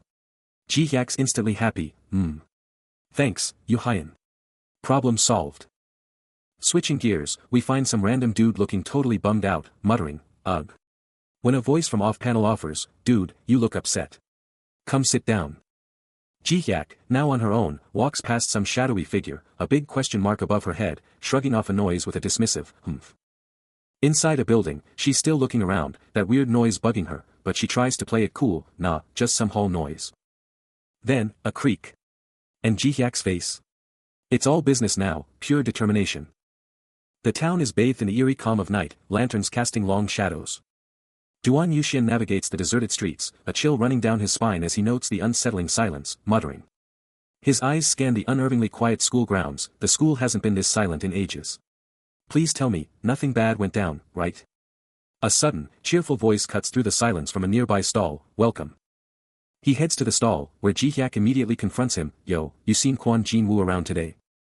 A friendly villager behind the counter chimes in with a grin, "Saw them at the dumpling spot, like, 2 hours back." Jihyuk quickly processes the info, then thanks the villager, who helpfully directs them, 2 hours ago. Got it. Thanks. Dumpling store's that way. Armed with the new lead, Duan Yuxian heads off, his mind already racing. Something dark and ominous dominates the foreground, hinting at the horror to come. Then, a heart-wrenching sound rips through the air, a little girl's desperate pleas for her parents. The scene of devastation unfolds as a woman lies broken on the floor, blood staining the ground, a shattered vase marking the spot. Duan Yuxian finally reaches the horrifying scene, his gaze fixed on the carnage, a single, urgent question escaping his lips, "What are you doing here at this time?" But hope flickers, as a small pile of healing herbs is visible, a desperate attempt to mend what's broken. Kwon Jin-woo, ever the healer, works quickly on the injured man, her touch gentle as he groans in agony. The child's wails intensify, a heart-wrenching call for her parents that cuts deep. Duan Yuxian takes charge, cradling the injured man as Jihyuk desperately clutches him. Kwon Jin-woo watches, her expression a mask of worry, the gravity of the moment palpable. A powerful conviction ignites within Duan Yuxian, his inner voice declaring, "I want to save this person." 3 kids, including Jihyuk, are absolutely stunned, their faces frozen in pure terror at whatever they're seeing. Kwon Jin-woo is freaking out, kneeling over a totally wrecked Duan Yuxian, yelling, "What are we gonna do? He's gonna die if we just leave him after all those herbs." Someone else is telling Jean Rang to back off, but she's just thinking, how did he even get this messed up? Is he some kind of martial artist or something? Duan Yuxian lets out a raw, agonized grunt. His face is twisted in pain, he's barely moving. Someone off-screen asks, "Shouldn't we call the soldiers?" But another voice shuts it down, "He's gonna be gone at this rate." Kwon Jin-woo is now with Ma Dokjin, who lays out the harsh truth. "What are you gonna do? We can't call the tyrant because it looks like he got into a fight with another martial artist. The officials aren't touching this with a 10-foot pole." Kwon Jinwoo's eyes lock onto the fallen warrior, a chilling realization sparking within her as she processes the gravity of his state. Seeing him so broken, it's like looking into a mirror of her own past struggles. A resolute stride, and she's on the move. Confronting Duan Yuxian, Kwon Jinwoo's resolve hardens, a silent promise forming in her eyes. The thought burns bright in her mind, she will save this person. A subtle, knowing smile plays on her lips, her resolve now absolute. A surge of energy radiates from her, her determination manifesting as a visible aura. Later, Kwon Jin-woo and Jihyuk find themselves once more beside the gravely injured Duan Yuxian, the weight of his survival now squarely on their shoulders. She stares down at the broken figure, a profound realization dawning. His battered face, a testament to brutal combat, lies motionless. Jihyuk's eyes snap wide open, a desperate plea escaping her lips, "Is that really Kwon Mujin? Please, tell me it's not true." Kwon Jin-woo stands unmoving, her staff a silent anchor as she processes the weight of the moment. The small girl looks up, her voice cutting through the tension with a direct, piercing question. Kwon Jinwoo's gaze softens, a quiet yes confirming the impossible. Ji Hyak demands answers, and Kwon Jinwoo reveals a deeper truth: he looked utterly alone, and there was more to it. As Ji Hyak's tears begin to fall, Kwon Jinwoo pulls her into a comforting embrace, the child's desperate also, hanging in the air. That person, despite everything, was undeniably terrified. And he didn't want to die. The haunting words crushed Ji Hyak, her small body convulsing with raw, uncontrollable sobs. Kwon Jinwoo, ever the calm presence, gently tends to Duan Yuxian's injured arm, a quiet, all right, I get it, acknowledging the child's profound pain. She then turns to the utterly distraught Ji Hyak, offering a powerful reassurance, you've worked hard, you know, as the child drops a small, symbolic token, I'll take care of the rest. But the tears keep flowing, Ji Hyak now surrounded by a chorus of weeping children, a devastating tableau of shared grief. Then, a sudden flashback. Duan Yuxian strides forward, his expression grim, a heavy weight clearly etched upon his past self. The narrative cuts in, he's fortunate. The past collides with the present as a younger, injured Duan Yuxian lies helpless, his current self gazing down, a silent witness to his own brutal history. The night sky, pierced by a stark crescent moon, sweeps across the view. A majestic building emerges under the same moonlit expanse, signaling a dramatic shift in setting or time. Ji Hyak, seeing his troubled face, immediately demands to know what's wrong, and he can only manage a cryptic, that's. Her concern unwavering, she presses him, will that Ajusi live? He turns his gaze, a heavy sigh escaping him as he confesses, I'm not sure. I did everything I could. As the moon hangs high, a stark truth settles, survival isn't about his efforts, but solely on the injured man's own will to live. He pulls her close, offering silent comfort as she settles into his lap. Yet, her voice barely a whisper, she clings to hope, still, I hope he lives. A rare, gentle smile graces his face as he offers a glimmer of hope. A profound realization dawns on Ji Hyak, a harsh lesson whispered by fate, the innocence of childhood, and its good fortune, inevitably fades. With a scoff, Duan Yuxian challenges the very notion, good fortune, then delivers the cold, hard truth, duh. There's no such thing. Kwon Jinwoo, ever the pragmatist, kneels by the fallen warrior, declaring that if he just hangs on, Somi will bring him back from the brink. Duan Yuxian takes a decisive step. From his sickbed, the injured warrior's voice cuts through the air, a chilling thought, if he survives, is that even called healing? Duan Yuxian's eyes widen in shock, demanding an explanation, as Kwon Jinwoo drops the bombshell, I'm asking if you'll heal him with your entire wealth. A sudden, electric shock of understanding hits him, his face contorting in disbelief as he realizes she's challenging him to a bet. But then, a fierce resolve ignites in his gaze, and Duan Yuxian boldly proclaims, that person will definitely live. Kwon Jinwoo, now relaxed and seated, simply sighs, yep, he thought I was making fun of him. What a pity. He stares at the fallen foe, a chilling thought echoing in his mind, this guy was definitely going to die. Suddenly, a flashback. A small, injured girl asks, hey, did you know this world has, like, super good luck? She's totally confused, but the universe itself seems to be dropping hints about destiny, revealing that some people are just born with the worst luck ever. But then, others are born under a lucky star. And out of those lucky ones, the ones blessed by the heavens are literally called providential good luck. The little girl looks up, totally unaware that her life is supposed to be miserable until her luck finally kicks in. Nobody ever talked about how she probably lost her parents and was literally starving, until one day, a guy just found her.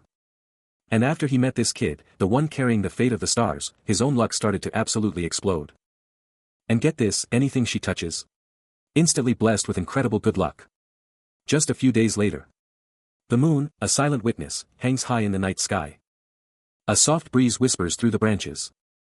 Two stunning koi fish glide effortlessly through a serene pond, their vibrant scales practically glowing under the moon's gaze. Then, a sudden jolt. His eyes snap wide open, a shockwave of surprise hitting his expression. He's lying there, bare-chested in a bed, his eyes locked onto the ceiling, trying to process everything. The intricate ceiling pattern offers zero clues. Leaving him utterly bewildered as he slowly pushes himself up, muttering, where am I? Wait, before that, am I actually alive? You're alive, a child's voice bursts out, pure shock and elation echoing through the room. Duan Yuxian's eyes violently snap open, his face contorted in a daze as he realizes he's not only alive but in a strange new place. With a voice barely a whisper, he forces out, did you save me? The young Ji Hyak practically glows with happiness, a silent thought confirming that even though they said luck runs out, his clearly hadn't. Humph, it's such a relief you're actually alive, she declares, then quickly adds, I'm going to tell my master you're awake. Left alone, Duan Yuxian's mind races, the strange words echoing, master, slave. But elsewhere, under a massive, luminous moon, an ancient, sprawling complex stands bathed in an ethereal light. Inside, an imposing elderly figure sits enthroned, the very embodiment of power within the Murim alliance. A silent, long-haired attendant stands vigil, their back to the viewer, a picture of unwavering loyalty. In a lavish, traditional hall, the legendary Murim lord, Jiang Bek-san, drops a bombshell, his voice booming with the authority of the Murim Alliance Association. Elsewhere, the sharp-witted Quan Jinwu ponders the harsh realities of their world, knowing sometimes you just have to play dumb. Her eyes still downcast, she muses, even when the truth is staring you right in the face. But a different voice, Duan Yuxian's, cuts through the silence, insisting he heard it loud and clear. He stands there, hand on his chin, deep in thought, his mind racing. The tension hangs heavy. Quan Jinwu, her face now determined, declares, a powerful yes echoing through the air. Suddenly, a small hand appears, and Ji Hyak's voice cuts through the quiet, revealing her incredible find. Her eyes blaze with an otherworldly glow, as she dramatically declares, I found him. Perched high above a sprawling modern city, Duan Yuxian locks onto his target, a single, powerful declaration echoing in the urban sprawl.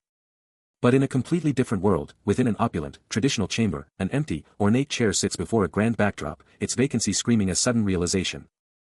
An ancient Murim leader, now seated, confronts Quan Jinwu, his voice booming with a mix of relief and concern, demanding answers. You found the deserter, but why did you come back alone? Quan Jinwu stands before him, her back to the viewer, her silence deafening with unspoken thoughts, a heavy contemplation weighing on her. The elder pushes, his question hanging heavy, demanding to know more about the deserter. Still, she offers no immediate reply, her gaze unwavering. Finally, turning to leave, she drops the bombshell, revealing she has no intel on him, only that he's completely vanished from Murim. The Murim elder, a legend himself, narrows his eyes, demanding to know, is he really that strong? He didn't just fight the Murim, he crushed a high ranker, instantly becoming one of the most formidable warriors they had ever seen. Jinwu's face tightens, a storm of emotions brewing beneath her calm exterior, the memory of his power clearly haunting her. And get this, the guy Duan Yuxian is hunting. It's him. The absolute monster, one of the Murim's most terrifying forces. The elder scratches his beard, thinking aloud, if he's not here, he's out there. But a modern city? That just doesn't compute for a Murim warrior of his caliber. A sharp memory cuts through Jinwu's thoughts, his words echoing, your sword is full of conceit, he'd sneered. The elder rises, but Jinwu stays rooted, her eyes fixed on the floor, the sting of his past judgment still fresh. Then, a terrifying vision, his fist, glowing with an ominous red energy, a pure, unadulterated force of destruction. The flashback intensifies, a younger Jinwu, holding a sobbing Ji Hyak, both utterly terrified, as she desperately tries to soothe the child, don't cry, princess. A lone figure, radiating an ominous, dark aura, stands on a desolate battlefield, a chilling testament to the raw power that earned him the ultimate title. The Murim elder, wrapping up his intense chat with Duan Yuxian, drops a bombshell, I'm sure he's not the only one who thinks that now. Duan Yuxian just gives a quick yes, and the elder's like, alright, let's call it a night. Meanwhile, a heavily bandaged hand lies motionless, a stark reminder of a battle fought and barely survived. Then, as sunlight hits his skin, a single, powerful thought explodes in his mind, he's alive. A pained grunt escapes him as the memory flashes back, that moment of utter helplessness, thinking it was all over. But then, his hand clenches into a fist, and a jolt of raw power shoots through him, a defiant roar that he's still got it. He pushes himself up, a steely resolve burning in his eyes, he's got this, he's alive, and he's ready to move. He lies back, his mind already racing towards a crucial destination, a place he has to get back to, when suddenly, an unexpected voice cuts through his thoughts, are you awake? Observing the injured man's movements, the mysterious figure declares he must be fine. Still recovering, the injured man's eyes widen in recognition, exclaiming, you're the guy from back then. The figure reveals his true identity, I'm Dan Onion. Duan Yuxian clarifies, revealing it was his father who saved the injured man, and himself. A look of shock crosses the injured man's face as he questions, saved me? Duan Yuxian elaborates, emphasizing that the man was critically wounded and would have perished without his father's intervention. A wave of realization washes over the injured man, prompting a heartfelt declaration, thank you so much for saving my life. Duan Yuxian, assessing the severity of the man's injuries, makes a sharp deduction, given your wounds, you must have been the leader of your allies. Bandaged and broken, the injured man hears a chilling truth, the Murim is a brutal world where betrayal is the only path to survival. Even if you have to betray others. His eyes drift to his bandaged arm. Duan Yuxian's voice cuts through, telling him not to take it personally. He pushes, asking, if he were in their shoes, wouldn't he have done the exact same thing? A quiet, heavy understanding dawns on him. Then, Duan Yuxian tells him to just forget everything. The weight of those words settles as he looks down. Duan Yuxian delivers his ultimate warning: if your heart is poisoned, your blade will become poisoned too. Duan Yuxian drops another truth bomb, asserting that even the deadliest weapons can be wielded for salvation, but only if you're ready to pay the ultimate price. Then, a surprising offer: he tells the wounded warrior he can crash here for the next 2 days to heal up. With a touch of unexpected care, he makes it clear he won't let the man starve on his watch. The wounded man takes it all in, his face a canvas of shock and deep thought. Then, Duan Yuxian offers to share his own tale, and the man, still processing, simply whispers, yes. Soon after, patched up and on the mend, the man manages a heartfelt thank you. Resting in bed, the quiet rustle of his clothes is the only sound. His body, now a mummy of bandages, starts the grueling journey of recovery. His eyes snap open, fixed on nothing, as he silently echoes, Dan Yu Haiyan, consumed by the weight of the man's philosophy. He's reeling from the sheer, unexpected kindness. Has anyone ever treated him like this? Then, the next day hits. Showing off the epic architecture of the place. The injured man, still lost in thought, is already making moves to bounce. But Duan Yuxian, ever sharp, catches his movements. And shouts in pure shock, wait, wait. His voice booms with an urgent plea, "Wait." While the other guy just keeps on walking. Making Duan Yuxian demand answers about his sudden exit and the food he's swiping. What do you mean you're going to leave? And take the food with you? Duan Yuxian lays down the law, telling the other man to cut the nagging and get to work. But the injured antagonist fires back, claiming his real job is to watch over him. Duan Yuxian's patience wears thin, snapping, "Brother, I am your Bao." The injured antagonist, defiant, shoots back that he's no servant. And inside, the injured antagonist is absolutely livid, his eyes burning with pure frustration. He's been stuck with all the chores since the woman left, and now he's got a new taskmaster. He internally rages about how utterly useless the other guy is at his own job. Duan Yuxian just watches, scoffing that the injured antagonist has been doing laundry for a solid hour. The injured antagonist looks completely broken, questioning why he, the supposed servant, is the one doing all the dirty work.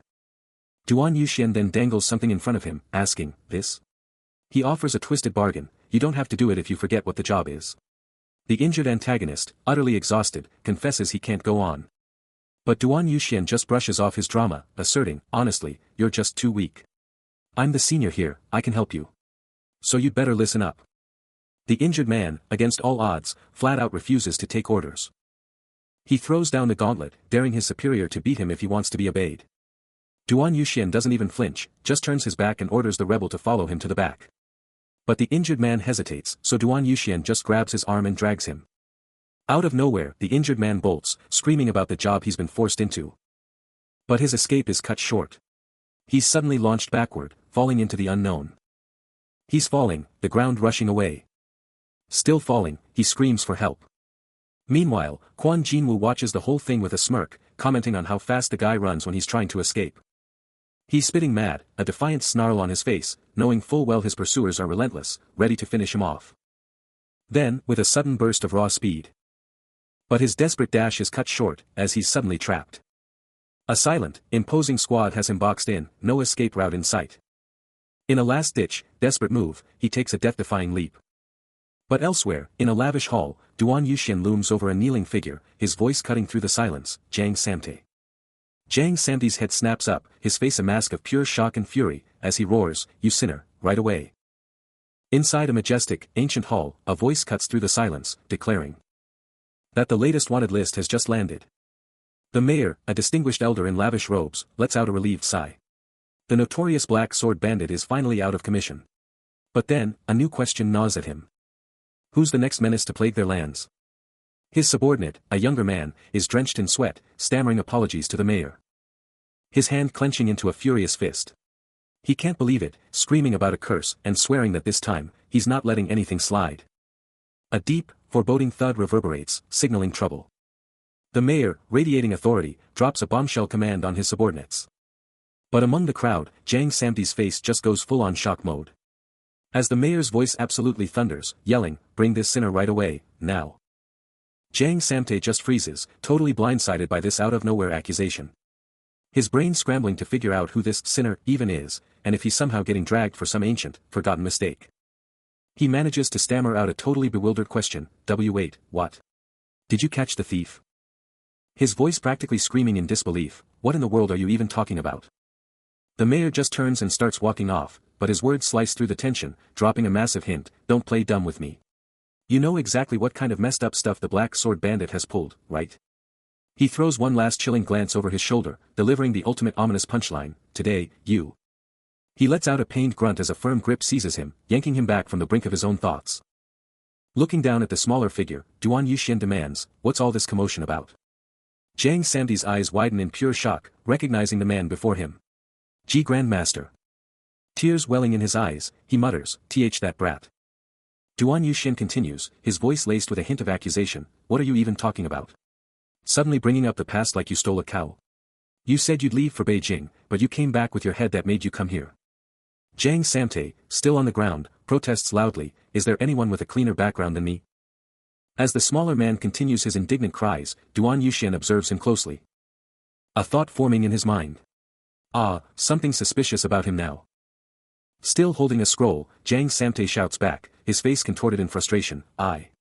Cut the crap, can you get any worse, you see? He's just staring at this sketch, right? His name, Jiang Samte, is literally right there, and he's thinking, what is this bullshit? He's reading the fine print, and it's like, yep, that's me. He's literally confirming, that's my name. Then Somi, this little girl, looks up, all curious, Jushi, what's it say? She's like, it's totally you. But wow, opium trafficking to human trafficking. That's some trashy stuff. His jaw drops, eyes bugging out, he's just yelling, what is this bullshit? But Somi. She's totally missing the point, defending the drawing, no way it's trash. That slave merchant is super handsome. He's totally baffled, trying to set her straight, wait, Somi, what are you even saying? The artist messed up. That slave merchant. He's not a bad guy. But then it hits him, a wave of pure dread, the descriptions, no matter how wild, are a perfect match. Somi, meanwhile, is just chilling, completely unaware of his meltdown, and just casually says, oh, they probably just have the same name. Her innocent comment just sends him spiraling even harder, all he can do is choke out, Somi. Despite the shocking accusations, he steels his resolve, muttering. A fierce determination burning in his eyes as he vows to hunt down the real mastermind. And with an innocent heart, little Somi pledges her unwavering support, ready to help her Ajushi catch the true villain. His heart swells, realizing her pure faith is his greatest strength. Their journey takes them deep into a vibrant, whispering bamboo forest, a new path unfolding before them. From his shoulders, Somi's innocent voice cuts through the quiet, asking where their adventure will lead next. He's speechless, his mind racing with doubt. He stumbles over his words, trying to explain, I don't really have a take on that. I mean, Somi. Look. But the young girl is racked with guilt, remembering her impulsive outburst and taking full responsibility for dragging Somi into this whole mess. Even with her blaming herself, he can't just leave her, feeling the immense pressure of her trust. He holds up a sketch, his mind reeling, the criminal in the drawing looks nothing like him, making him question if he actually did all those terrible things. A terrifying realization hits him, what if I did it without even realizing? Suddenly, Somi's gaze snaps upwards, her voice sharp as she demands, what in the world are you doing? Her eyes lock onto a figure high in the trees, a powerful presence that makes her gasp, my lord. She stares up, utterly captivated. Duan Yuxian clears his throat, then casually invites Somi to join him, leaving Jiang Samte to question why she's even here. And just like that, they're off, leaving everything else in the dust. Somi, with a determined look, vows they'll reunite when they're older. The trek goes on, each step carrying them further into the unknown. Duan Yuxian, now cradling Jiang Samte, teasingly labels him a traitor. With shimmering light all around. They keep moving, Duan Yuxian talking about heading to his place. A look of deep concern on his face, Duan Yuxian vehemently denies any wrongdoing. But wait, Jiang Samte, utterly bewildered, can't wrap his head around the accusation, especially the part about resembling the culprit. He's not joking, not even a little. His face dead serious, he tells the kid to stop overthinking it. The kid's still reeling, but he keeps going, dropping the bomb, these traitors are the ones pushing opium and trafficking people. A cold, hard gesture seals his resolve, it's gonna be easy to track down and grill every single one of these bastards involved in this filth. His eyes widen slightly, wait, bandits. What's the kid talking about? Are they the same guys? He nods, confirming the kid's hunch, yep, the bandits are the same scum dealing drugs and people, always holed up in the mountains. His eyes narrow, a dangerous glint in them, he's already plotting his next move. So, where are these bandits hiding? The adventure continues, soaring through an endless sky before diving into a breathtaking expanse of towering peaks and vibrant, untamed forests. The epic landscape just keeps unfolding, revealing more of its raw, untamed beauty. Until the legendary destination is finally revealed, Mount Uelu. He's on the move, navigating the rugged terrain, Duan Yuxian's sandals kicking up dust with every powerful stride. He takes it all in, a satisfied smirk playing on his lips as he declares, "This place. Way better than I expected." He pushes onward, deeper into the mountains, the rhythmic thud of his footsteps the only sound breaking the wild silence. He casually suggests building a house right here, then adds with a dry wit, "Oh, sure, it's crawling with monsters. But hey, if you want a good house, you gotta clean it first, right?" A knowing smirk crosses his face as he calls out to his unseen companion, "Ha. Someone sounds a little sarcastic, don't they?" His face twists into a frustrated grimace as he snaps back, "Damn it, that's because." He lets out a frustrated sigh, his voice dripping with annoyance, questioning why he should be scared when he's literally just here to clear out monsters. He continues, his tone razor-sharp, demanding if his companion seriously thinks he's found a third-rate martial artist at best. The red-haired man, absolutely fuming, fires back, demanding to know what his companion even thinks about him, the one who feeds him every single day, yet he's stuck eating cold food while Somi and Quan Wujin get all the lessons. Duan Yuxian, completely unfazed, just deadpans, that he only ever takes interest in Somi and Quan Wujin. The red-haired man's face twists, a sudden, shocking realization hitting him as he mutters, that his companion has been secretly jealous this whole time. He then adds, with a defiant glint, that he's been working his butt off this entire time. A calm voice then cuts through the air, asking, if there's anything he actually wants. He acknowledges their grind, then drops the question, "What do you even want?" A beat of silence, a moment of introspection, as he mutters, "I." As the legend of the strongest warrior, a master of the blade, burns in his mind. Then, with a fierce resolve, he proclaims his own burning desire, "I need to get strong too." A flicker of surprise, a slight tilt of his head, "Wait, is that really it?" And just like that, he vanishes in a burst of speed, tearing through the air with impossible velocity, leaving nothing but a blinding trail behind him. Out of nowhere, a deadly rain of arrows plunges from the heavens, tearing through the air with terrifying speed. Jang Samtae and he snap their heads up, faces contorted in pure shock. Jang Samtae's eyes blow wide, pure terror as he sees the arrows locking onto him, a scream caught in his throat. A desperate ACK rips from Jang Samtae's throat as the arrows bear down. But just as impact seems inevitable, Duan Yuxian explodes into motion, a phantom blur, intercepting the entire volley with mind-bending speed. Jang Samtae's terrified scream rips through the air, a raw cry of pure fear. Arrows thud and crack into the ground around Duan Yuxian's feet, their deadly flight abruptly ended, a testament to his lightning-fast defense. The ground is now absolutely riddled with arrows, a chilling monument to the attack they just survived. The hulking green bandit lets out a guttural roar of pure rage, his ambush plan utterly shattered. He snarls, howling about the arrows failing and admitting this whole situation has become a massive headache. Meanwhile, Jang Samtae is absolutely frozen in fear, his eyes bugging out as he can only manage a terrified, whispered, "Who?" Then, with a sickening, dunk sound, the bandits launch their full assault. The green brute leads the charge, an axe-swinging maniac right on his heels. But before they can even land a hit, one of their own is already down, sprawled out among the arrows. The other bandits are stunned, clearly realizing they're outmatched. Jang Samtae, still shaking, finally puts it together, his voice barely a whisper as he realizes who they are, bandits. A grizzled, bearded bandit, sword in hand, glares forward with a fierce, unyielding resolve. This fight is far from over. But Duan Yuxian? He's still cool as ice, a flicker of surprise in his mind at the sheer speed of the encounter, but his confidence is unshaken. Still trapped amidst the fallen arrows, Jang Samtae squeezes his eyes shut, desperately clinging to his faith as the chaos explodes around him. He's down. Arrows pin him to the earth, utterly helpless. Staring at the fallen legend, Jang Samtae is utterly bewildered. Blood streaks his face as Duan Yuxian grits his teeth, the agony undeniable. He's pinned, immobilized, and Jang Samtae can only watch, helpless. Even impaled, Duan Yuxian dares the kid to go all out, leaving Jang Samtae utterly confused, asking what their next move should be.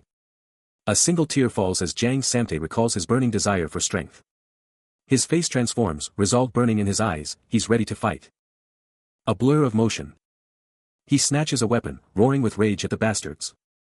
He stands his ground, staff gripped tight, a defiant roar tearing from his throat. Only the rustle of leaves answers, the chilling calm before the chaos. A fresh bandage stark on his cheek, his face twists in a snarl as he rages against this brutal reality. Behind him, the legendary Duan Yuxian lies broken, unmoving, a pincushion of arrows, a grim testament to their impossible situation. A quick glance back, a flicker of desperate hope, but the master remains still, offering no help, no sign of life. But his focus snaps forward as figures emerge from the tree line, a surging tide of enemies, their silent challenge echoing, very well. Let's see.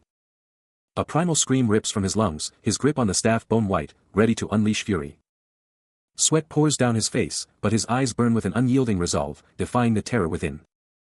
He counts them, a chilling realization dawning, there are roughly at least tens of them, an impossible horde. His hand is shaking, a clear sign of the impossible odds, way too many for a third-rate martial artist like him. But with a determined clench of his jaw, he's not backing down without a fight. He drops into a defensive stance, staff locked and loaded. Feet planted, ready to rumble, a tiny warrior against a massive threat. Then, from the enemy lines, a hulking bandit leader just laughs, a total sneer on his face. He's straight up taunting, looking at the knocked-out Duan Yuxian, like, dude, if you want to fight, why not just die already? Jiang Samte is shaking with rage, eyes shut tight, yelling back, he's not dead, he's just closing his eyes. The bandit leader just stares, totally silent, totally menacing. Jiang Samte keeps his eyes shut, and the leader just scoffs, calling him a nutcase. He walks away, a tiny figure against the vast, dusty path, but his resolve is anything but small. But an old man, with a sneer plastered across his face, watches him, ready to drop some serious shade, his words cutting deep. But then, he stops. He turns back, eyes blazing with an unshakable resolve, ready to prove them all wrong. Blue energy ignites around his feet, and he remembers the old man's brutal words, yeah, I crushed 100 people with my gungdong. These guys are just my kids. The old man's voice rings in his ears, a chilling reminder of the impossible odds. But he's not backing down. With a surge of pure grit, he unleashes the gungdong, the blue aura exploding around his foot, ready to deliver a devastating blow. And then, boom. With a thunderous impact, he slams his foot down, unleashing a shockwave of raw power. He strikes with blinding speed, a devastating blow that sends the older man flying. The crowd gasps, their jaws dropping at the sheer velocity. The ground itself shatters, a testament to the raw power unleashed. Mid-flight, the victim can barely comprehend the speed of his demise. Before he can even blink, a second, brutal hit connects, spraying blood.